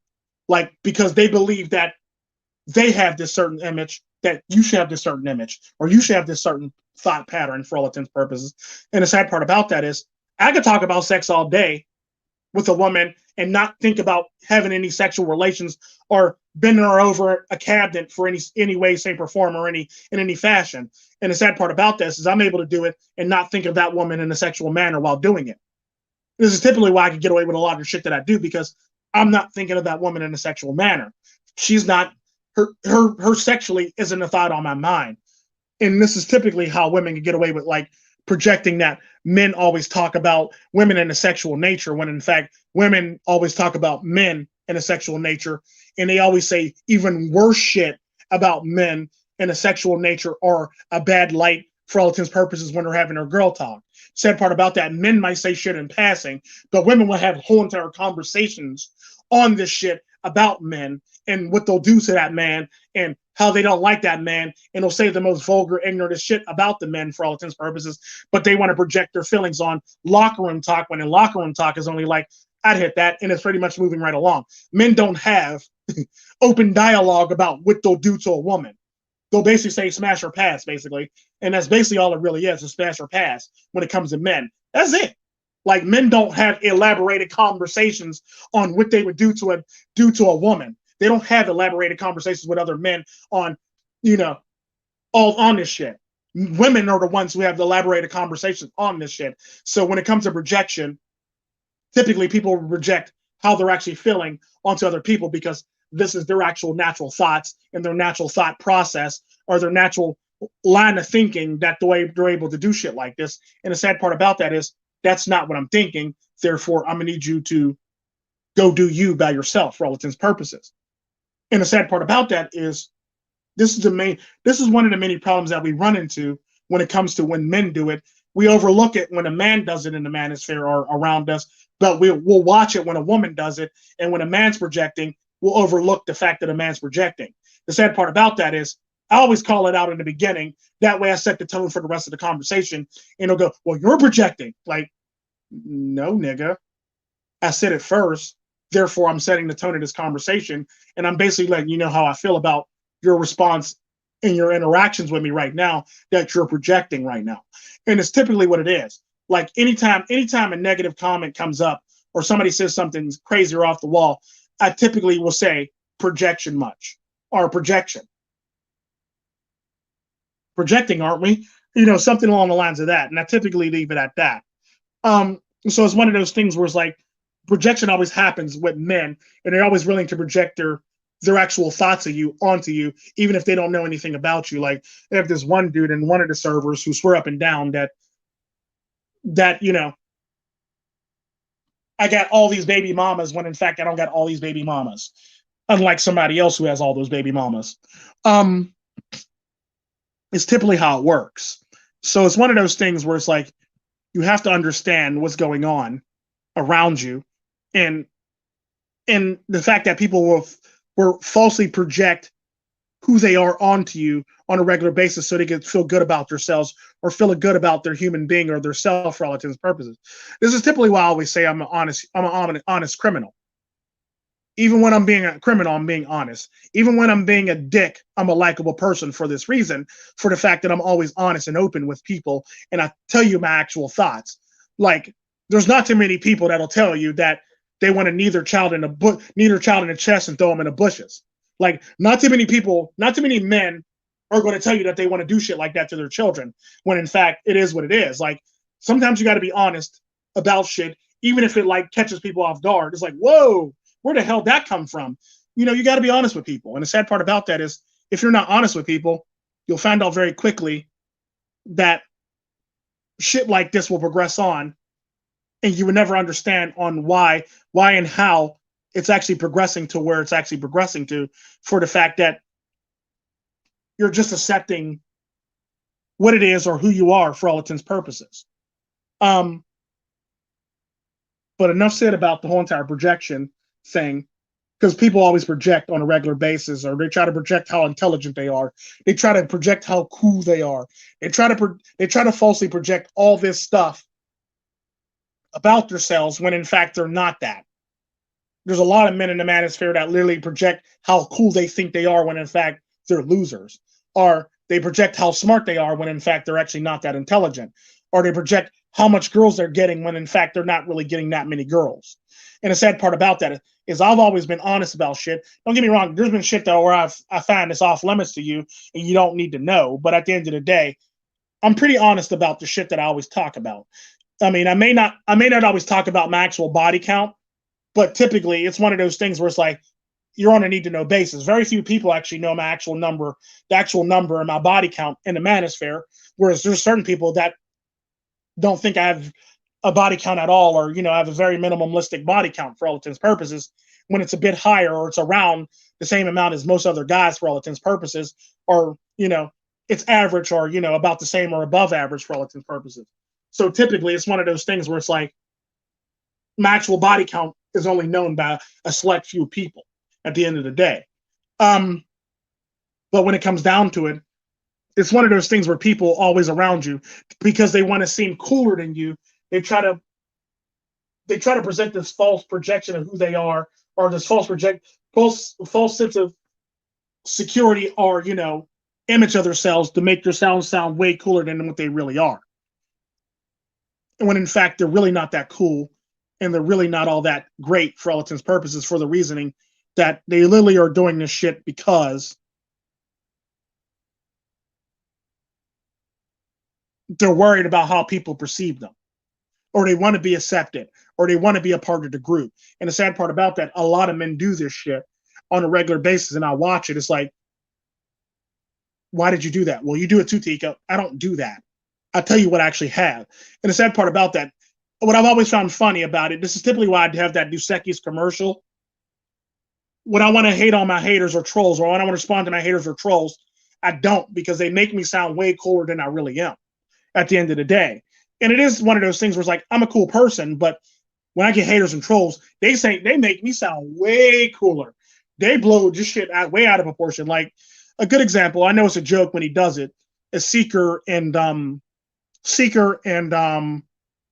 MGTOW. Seeker would say that, I'm a serial killer, behind the scenes or some shit like that, or I do all this extra shit behind the scenes, or I'm secretly this person or that person, basically. Whereas Hidden would say, I own a private jet, when I don't own a private jet. This is typically one of those things where I say, I don't really say anything, for the fact that y'all make me sound way cooler than I really am. So the sad part about that, this could work both ways. They can project this false confidence about themselves, or they can project this false projection onto you that you own this shit that you really don't own, and it make you sound way cooler than what you really are. And the sad part about that is sometimes I'll address it and sometimes I'll let it go. But it's one of those things where it's like, okay, well, I'll just let it slide, or I'll just let it roll, for the fact that, it's one of those things that it's fun and it's games, basically, so I'll let it roll. And the sad part about that, I really have to rein it in sometimes, because there are literally motherfuckers out there that believe I own a private jet right now for no fucking reason whatsoever, but because it's been said multiple times by multiple people as a running joke. So there's motherfuckers that literally believe I own this shit for no fucking reason. So every now and again, I got to nip it in the bud, or actually make a comment on it, basically, or make a statement about it, when in fact it's not even, that's far from the truth. I don't own a private jet. I have a friend who owns a private jet, but I don't own a private jet. And it's one of those things. Because I always talk about my friend that owns a private jet. I'm not the one who owns a private jet. He owns a private jet. Because I always talk about him having sex on his private jet, 2 bitches at a time, basically. Even married women. He's banged married women, college girls that are hot and young.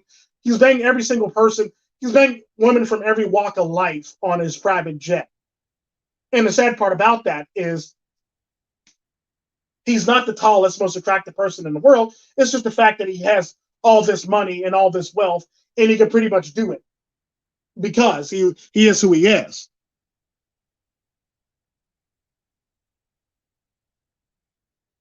And the sad part about that, if you know anything about me, like Yam was saying, he doesn't co-sign in the rich talk. it's one of those things where it's like, I'm not rich, I'm just comfortable. And I would never be rich. Well, I can be rich if I did some morally unethical shit, or if I was morally flawed. I can actually be a rich person right now, or a very wealthy person right now. But typically, I don't like taking advantage of people, or doing shit that's morally irreprehensible to actually make it for all intents and purposes. So I'll typically stick with being comfortable for that reason. It is what it is. But like, people will also falsely project a certain image onto you, as well as project a false image of themselves out there on public too. So you always got to be willing to actually take the good with the bad, and or address the situation when it comes to play, basically, or when it comes to pass. You got to be able to. You got to be willing to step in front of it and deal with it for all intents and purposes, because it could be a PR nightmare if you don't. Then people start thinking all this shit. You got people in your DMs talk about, I would like to ride on your private jet, and I would like to do, like, no, bitch, I don't got a private jet. Let it the fuck go. Let it the fuck go. And it's one of those things where, like, you literally have to address the situation when it starts getting ridiculous like that, because shit like that happens in my fucking emails on a regular fucking basis, or my private chats on a regular fucking basis, for this reason, because Hidden makes it a joke and runs with it. You got Seeker over. I mean, Seeker's fine comparative to Hidden and a couple other people that'll say own a private jet, or Blumgold McDuck or some shit like that. So it's one of those things where it's like, okay, it gets out of hand, and then people start believing it. Now people are in my DMs that normally hate my guts, or that's feuding with me in public, but during my DMs talking about they would like to ride my private jet and ride me on my private jet. It's like, bitch, I don't own a private jet. Let it go. Like, it's one of those things, and it just blows my mind when shit gets out of hand. And this is typically why I don't really like lies, or lies that surround me, or joking manner, even if it's a joking manner, because shit gets blown out of proportion, and motherfuckers start believing this shit, and now they're DMing you, or emailing you, trying to get a hold of you, trying to do stupid shit that you don't even have, because people made a joke out of it, and they run too far with the fucking joke. And it's okay at one point, but when people start, private messaging you and trying to get you to do shit, or trying to do shit with you of a certain nature, it's like, come on now. Y'all guys got to let that shit go and let that shit die out. And typically it happens when, like, somebody tries to project a certain image onto you, a false image onto you, and it makes for a very sucky thing when they project the false image onto you, because now either A, you got to live up to that image, or you got to pretty much back the image down and hurt everybody's feelings and dreams and hopes and aspirations about you now, because you're not that person. So either you got to do one of two things. Either you got to run with it, or you got to bat it down for the fact that it's starting to get ridiculous to the point where it's starting to affect your life. And, you're not willing to uphold a certain image that a person's trying to put on you for all intents and purposes. Because at the end of the day, I'm not rich. I am comfortable, but I am not rich by any stretch of the imagination. Could I be rich? Yes. If I did some morally irreprehensible things or morally wrong things, I can be a rich person right now. And the sad part about that is I don't want to do those unethical things to do so. It is what it is. So, like, false projection can be done to bolster somebody else's image, or bolster your own image based on somebody else's thoughts, or quotes or sayings about you for all intents and purposes. And the sad part about that is it happens so often that sometimes I actually got to bat down some of the shit that people say, because people start believing this shit, because if people keep repeating it over and over again, obviously it's true on the internet. And the sad part about that is, like, don't do that shit, because you're projecting a false image of myself, basically, and that's not who I am, and it's not what I represent. And if I did have a private jet, even if I did have a private jet, like, you would know I have one, but I would tell you I have one. But it wouldn't be one of those things that I would play up or always advertise, basically, if I actually own one. It would be one of those things where it's like, well, I do own one, but I barely fly it, or I'll fly regular American Airs or something like that. Basically, it's one of those things. It's like, I don't, so I'm very honest about it if I was to have one. I'm not going to lie to you about not having one if I have one. Like, it's not how it works. And that's pretty much what it is. So I'm very honest about what I do have and what I don't have. And what I'm not about to do is run away with some goofy joke saying I own a private jet when I don't own a private jet at the end of the day. Or I'm rich when, in fact, I'm not rich. So it's things like that where people project falsehoods or false projections onto you to make you seem like you're cooler, even if it's in a joking manner or a serious manner, people project these onto you, basically. Let it be good or bad or negative or good or whatever the hell you want to call it, or a bonus, is basically going to affect you in the end, how people look at you or perceive you. Because then people are going to be upset with you because you weren't honest, when in fact somebody else is the one who bought up this whole entire thing, and everybody else believes it around you now. And you're basically trying to tell people that's not how this works. And you're like, well, he said you did, and this person said you did, and this person said you did. Well, that's false projection. So I'm gonna need you to not follow false projection.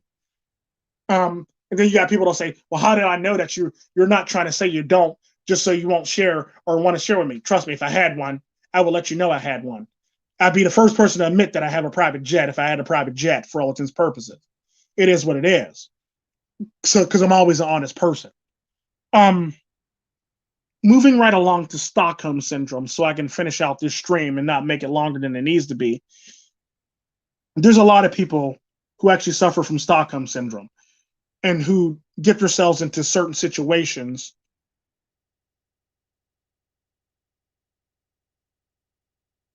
without fencing. We're talking about fencing now. What? Oh, but anyway, the problem with Stockholm syndrome, because there's a lot of men with Stockholm syndrome.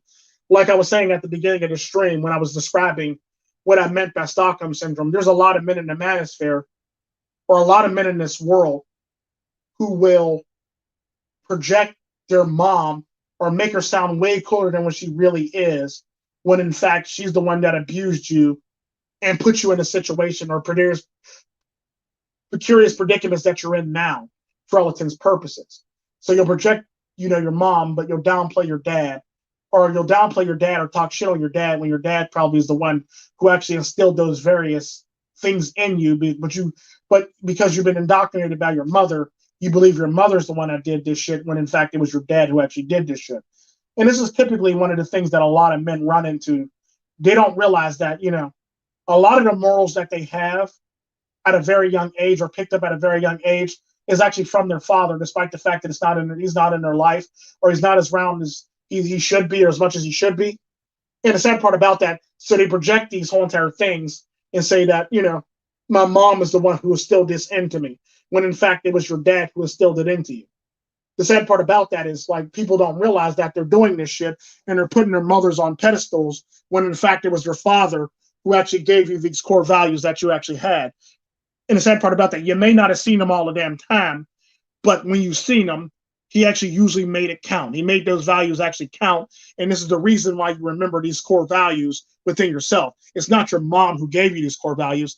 It's your dad, from when he was available to you, when the times it was available to you.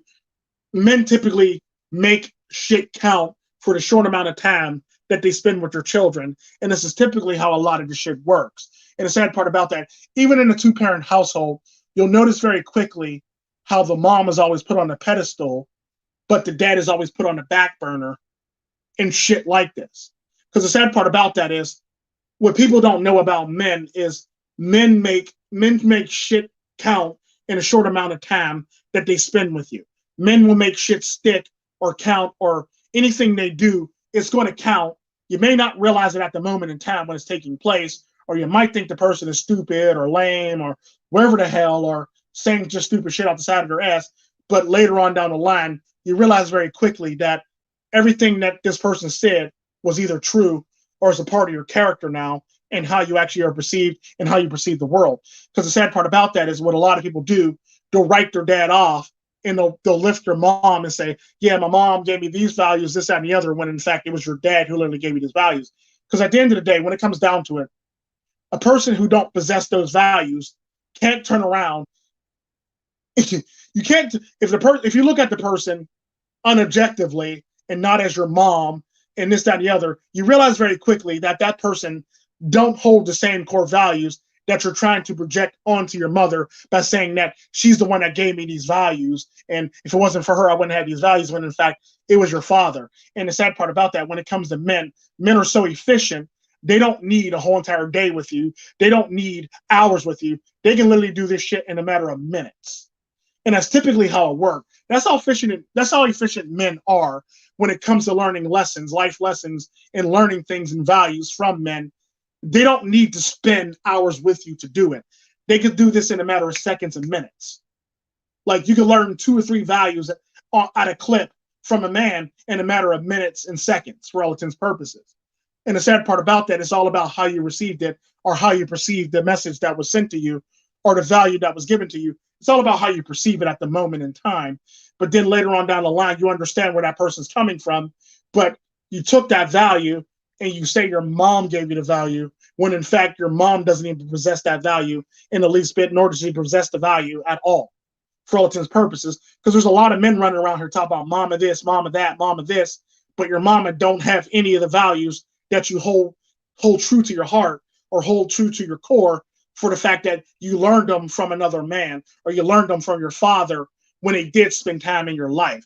Because typically how men work is they're not meant to be there. Well, they are meant to be there for all intents and purposes, but their role is typically minimalistic because they want you to progress in life as fast as humanly possible and be independent as much as humanly possible. It's typically how it works when it comes to men. So what a lot of men do when they grow up, because their dad wasn't like as vocal or outspoken or wasn't always at all the practices, they forget all the shit that their dad taught them or lessons that they've learned from their father, and they project it and say that their mother, they'll basically, there's Stockholm syndrome and say that their mother's the one who taught them this, when in fact she's the one that helped destroy them or make them the person that they are today. And that's the reason why they're not progressing in life, or the reason why they can't get a woman, or the reason why they have poor social skills, or there's other things. They typically learned all those bad habits from their mother, and they try to equate all the bad habits to their father, when in fact the bad habits that you gain are from your mother, and the good habits that you gain in a short amount of time are actually from your father. But because your mother was always there, you always project the fact that your father not being there is the reason why you learned it from your mother. Or you basically equate that to, because your father wasn't there, therefore my mom taught me this. When in fact, that's pretty much far from the truth at the end of the day. And it's sad to watch men do this, and it's sad to watch women do this shit too in the process of doing so. So the sad part about that is a lot of people actually suffer from Stockholm syndrome in this manner for this reason, for the fact that a lot of the good qualities that you learn very efficiently and quickly, or a lot of the good, base shit that you learn basically comes from men from every walk of life that grace your life with their presence for all intents and purposes. Like I could think of a lot of values that a lot of men taught me who've been in my life, but I could think of very little to no values besides my grandma's side, my dad's side of the family with the women, where I've actually learned something from a woman for all intents and purposes. Like I said, the best and only thing I learned from my mother. This was the only thing I've ever learned from my mother, and this still rings true till this day. If you love a woman, only love her 1 or 2% and let her love you the other percentage, basically. So if you love her 1 or 2%, let her love you the other 98 to 99% of the time, basically. Because the sad part about that, this is how you can basically tell if a woman is truly in love with you, basically, if she invests the rest of that shit in you. Typically, that's what you want in a relationship. You want the woman to be invested in you a great bit of the relationship, because if she's not, then it's not going to happen, or there's always going to be an out for her, or she's always going to plead, ignorance, or she can always plead ignorance, basically, and get out of the relationship and blame you for all intents and purposes, and be passive aggressive about it the whole entire time while doing it, while making herself look like the victim in the whole entire relationship, when in fact she was the one who actually did this in the first place.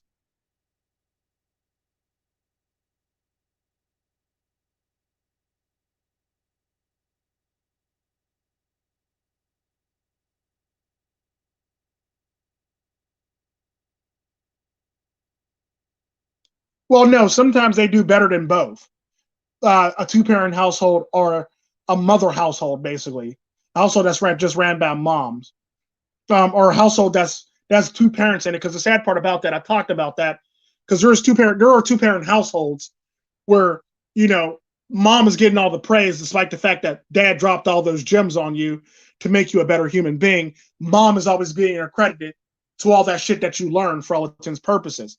So basically, you're suffering from Stockholm syndrome from your mother because your mother's always there, and you think you learned all this shit from your mother when in fact your dad's the one that dropped all this knowledge on you in a short amount of time, very efficiently and quickly.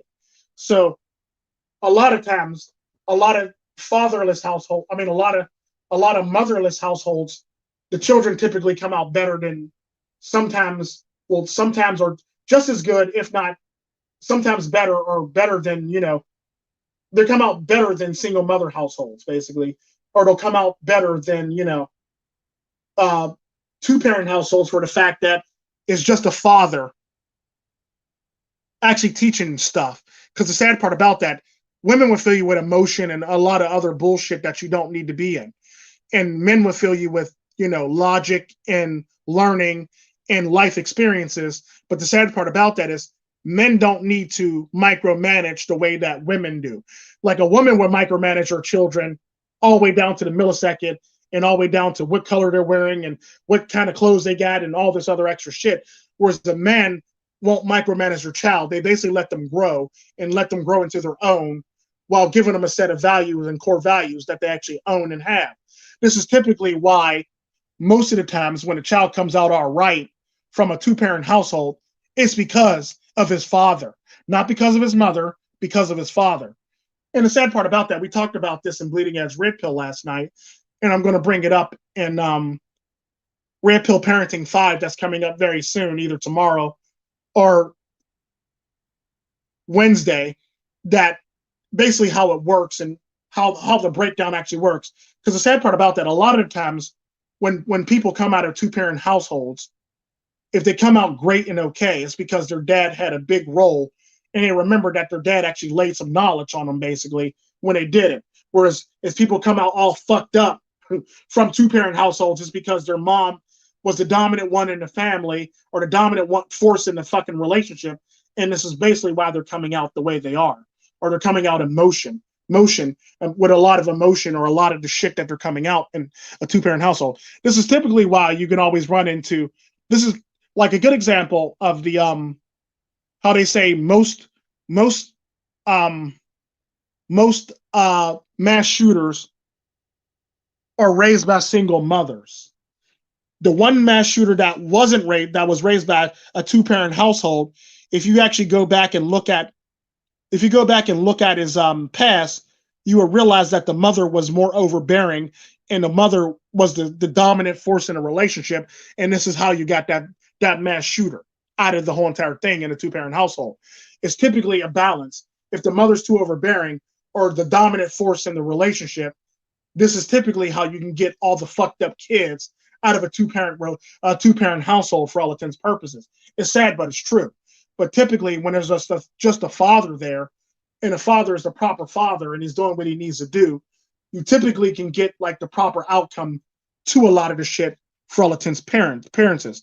This is typically why you can get like a lot of serial killers out of single mother households or two-parent households versus a single father household, where now that I think about it in history, I don't think a serial killer's ever came out of a single father household. And if it has, it's an exception to the rule at the end of the day. Whereas like you're more likely to come from a single mother household or a two-parent household if you're going to be a serial killer. And typically when it comes from that, it's just typically a household where the mother is the dominant force of the household for all intents and purposes. And this is typically how you get this Stockholm syndrome attitude from a lot of the men that grow up, especially the NBA men. My mama, my mama, my mama. Fuck the fact that your stepdaddy is the one who paid for all your lessons, sent you to these camps, and paid for all this shit. All you remember is your mom was there, but you forget the fact that your stepdad is the one who paid for all this shit to make you this great. But your mom was there to drop you off, hang out there with you because she had all the free time in the world to do so, whereas your stepdad is the one who had to actually do the actual work and find the fucking finances to finance your lifestyle. And the sad part about that, a lot of men miss that, and a lot of men forget that, and they suffer from Stockholm syndrome in this manner for the fact that your mom was just overbearing and caring because she had the time to be overbearing and caring because your stepdad or your dad basically provided her the lifestyle to do so. This is typically why you can say fuck all with dad, basically, and I love my mom, because your mom is there and your dad's basically there to be a big fucking pocketbook for your fucking mom, so she could be there to be in your life, so she can look like the hero in your life, when in fact she's the one that's hindering your life or making your life shit for all intents and purposes. Now, don't get me wrong, there are women who do good by their children in these relationships, but typically you'll run into a lot of this shit where women are fucking up their children on a regular basis and not wanting to admit that they're fucking up their children.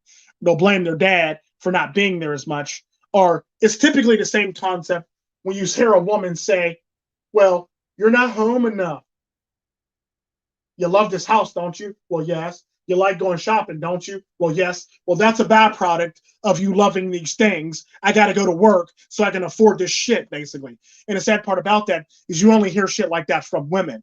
And then you hear shit like that from men or children who are raised by these women who will bitch and complain about shit like this, which now you suffer from Stockholm syndrome from your mother trying to paint your dad in a negative light because he's not home enough, for the fact that your mom has expensive spending habits and she knows damn well she's not going to downsize from them spending habits and go back to her old lifestyle for this reason, when in fact she's the very reason why your dad's out there busting his ass to keep this roof over your head and buy all these nice things for you guys.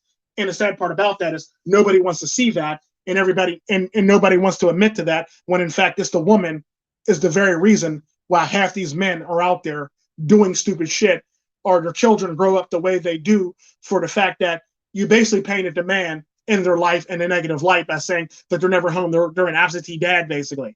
When in fact, you're the one who created this lifestyle for them to have to actually go to work and put in all these fucking hours so you can support your fucking lifestyle in the process of doing so. Because the sad part about that is this is typically why men get shot on, even if they're in relationships, and shot on if they're not in relationships, because you're not giving over your money to these women.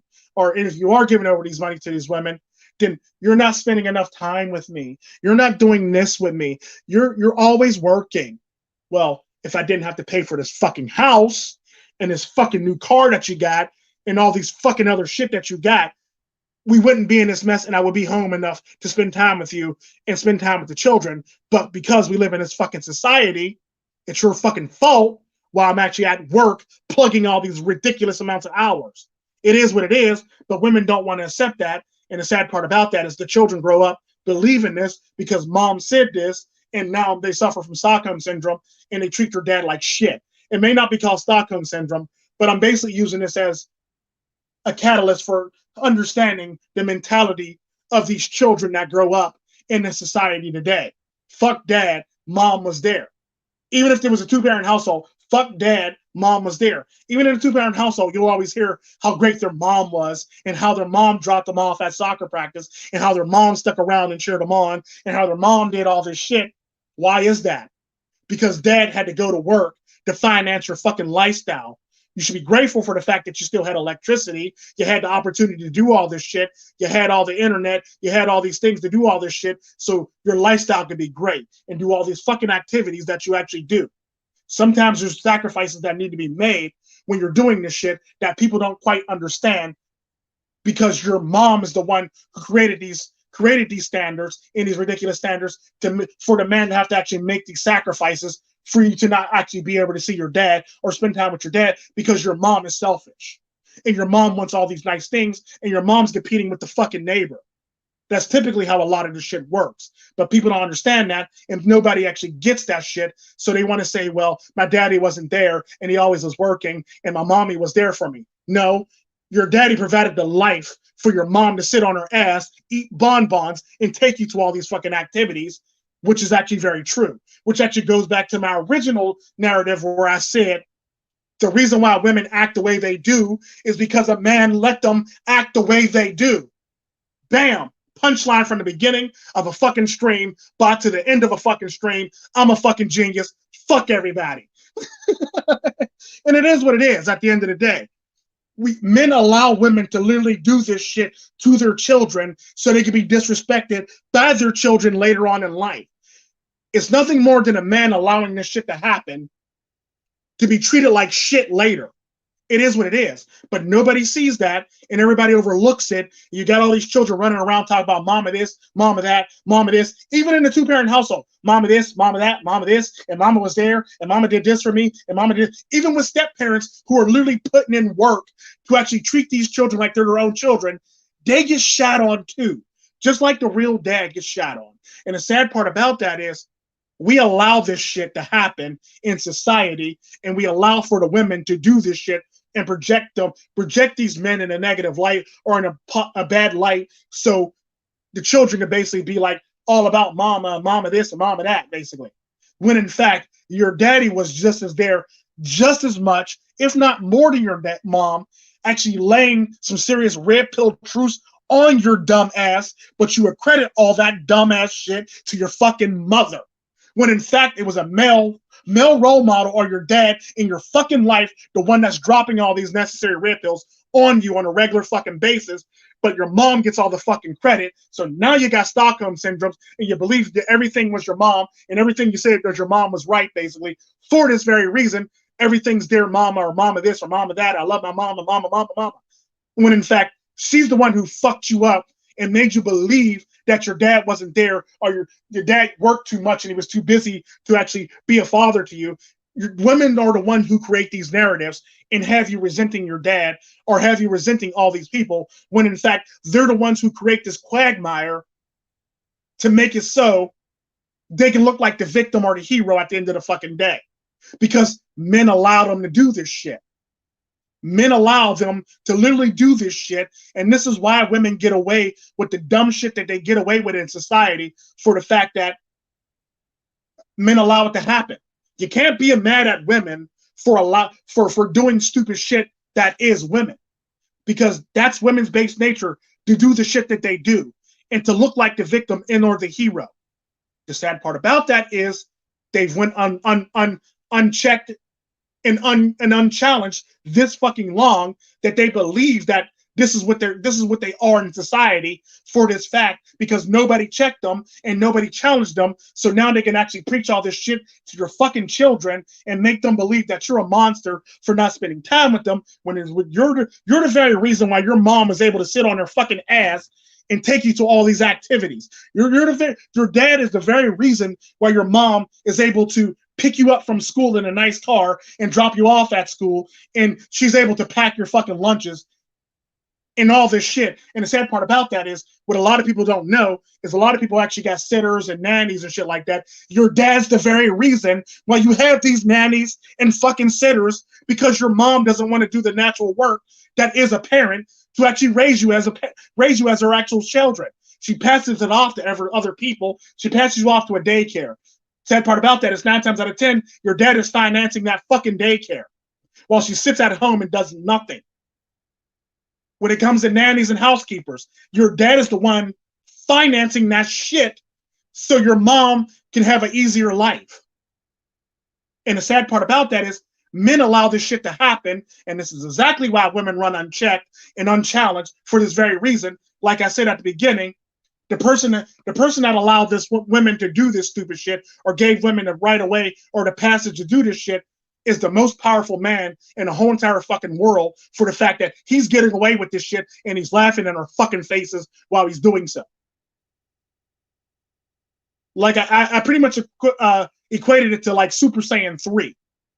The man who allowed this shit to happen is Super Saiyan 3. Women are pretty much Super Saiyan 2. Men fluctuate anywhere between regular Goku or Super Saiyan 1. Some may touch Super Saiyan 2. But typically, when you start touching Super Saiyan 2, Super Saiyan 3 bats your ass back down to the fucking ground. Typically how that works. So what I mean by the Super Saiyan 3, that could be the government, that could be the laws, that could be police officers, that could be other women shaming you, that could be social media, the court of public opinion. All this shit is Super Saiyan 3. Women are nothing more than Super Saiyan 2. Anytime a man is able to step up to Super Saiyan 2, Super Saiyan 3 beats the shit out of you and smacks you back down and says, get back where you need to be, peasant. And that's basically how life works.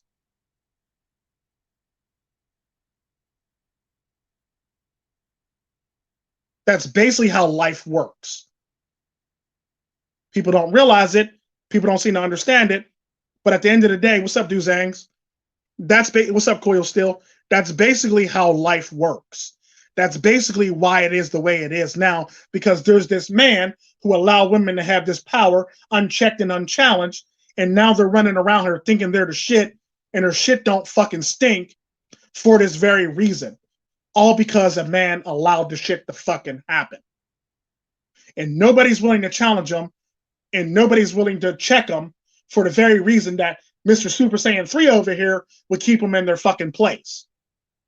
It is what it is, whether you like it or not. And the sad part about it, when it comes to men, you as a man have to realize that sometimes you have to challenge Super Saiyan 3 to get your point across to be the bigger man.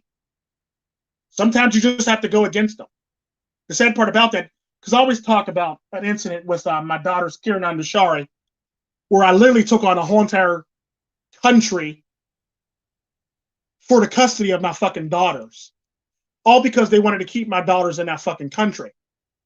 I literally had to come up with the finances my fucking self to finance getting my children out of that country so they could come live with me after their mother passed away.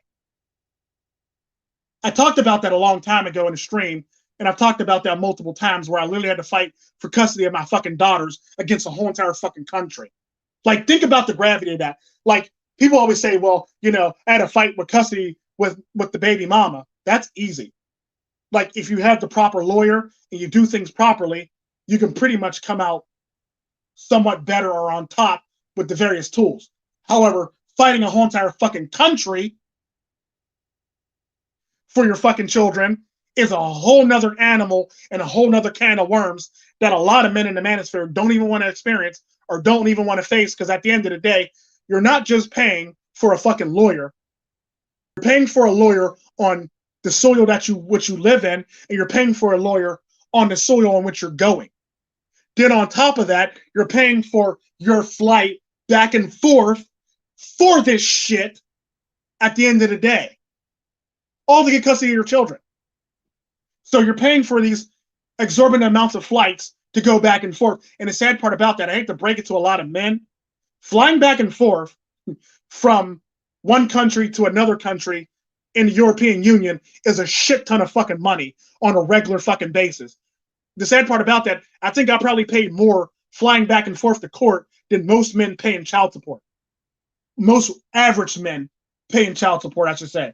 Not like rich people like Dr. Dre and, you know, all these other retarded motherfuckers who get married and get taken to the cleaners. I'm talking about the average man. So like most men pay anywhere between like $500 to $1,000 a month for child support. Try paying for an air flight $2,000 because they changed the fucking date when you go to court on you. So now, you know, now you got to up your fucking plan to sooner, and now you got to get on a fucking flight tomorrow to go to court for no fucking reason, and nobody gave you the fucking heads up, and now you got to change your whole entire routine, your whole entire life to fly to another fucking country for exorbitant amounts of money at the last fucking minute at the drop of a fucking hat. It is what it is. And it's one of those things where it's like, at least you get to stay in your own country. You're only fighting with a fucking state that only has but so much power afforded to them.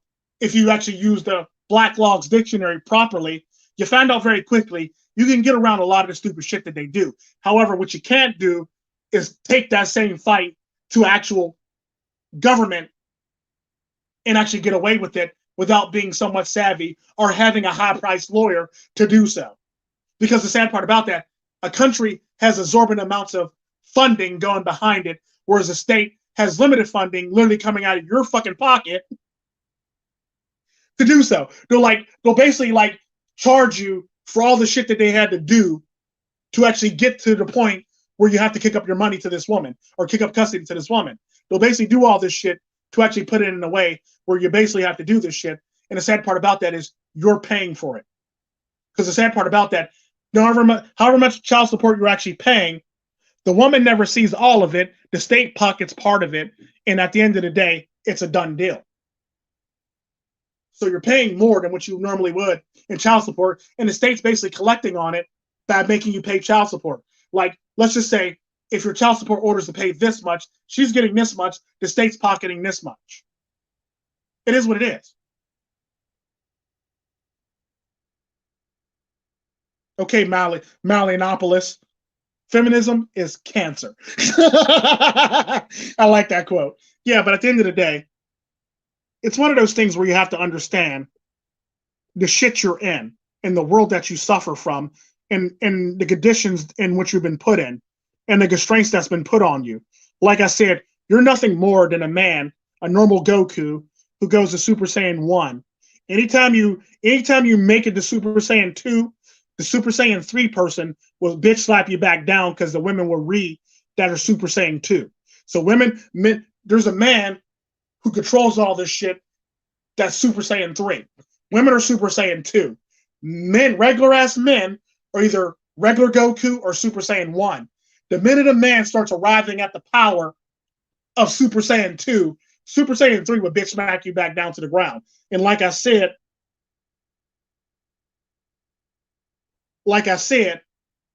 the reason why they can do that is because they let them go unchecked, and women believe that they shouldn't be checked or they shouldn't be, told that they're wrong or anything or everything above that for all intents and purposes at the end of the day. And the sad part about that is when it comes to it, you basically created a quagmire for everybody to have to deal with, and you basically created a monster that everybody has to tackle or take out or deal with now for the fact that you're not willing to deal with it. So now everybody else has got to deal with your problem now. The problem that you created, everybody else has got to deal with it. And it's the cold hard truth. Everybody's got to deal with it.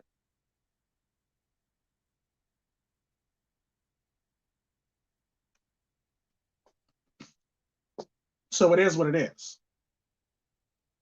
But that's my stream for today. Y'all be blessed. Y'all do good by yourselves. And I'm going to play some outros for you. And I'm going to get the hell up out of here and let y'all get back to y'all merry day. This was Subliminal Shock Therapy 1. Hopefully there's a 2. Y'all be good and be blessed.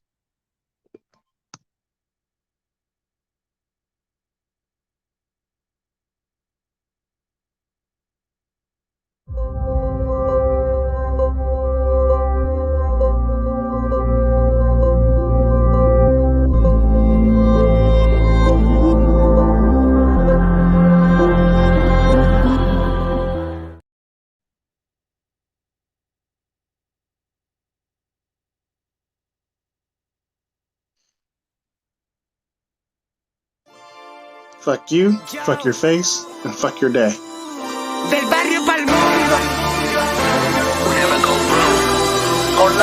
Callejero papi. No me veo una máquina dura. Tú no porque ya te. Me acuerdo cuando tú tenías todo. Yo era.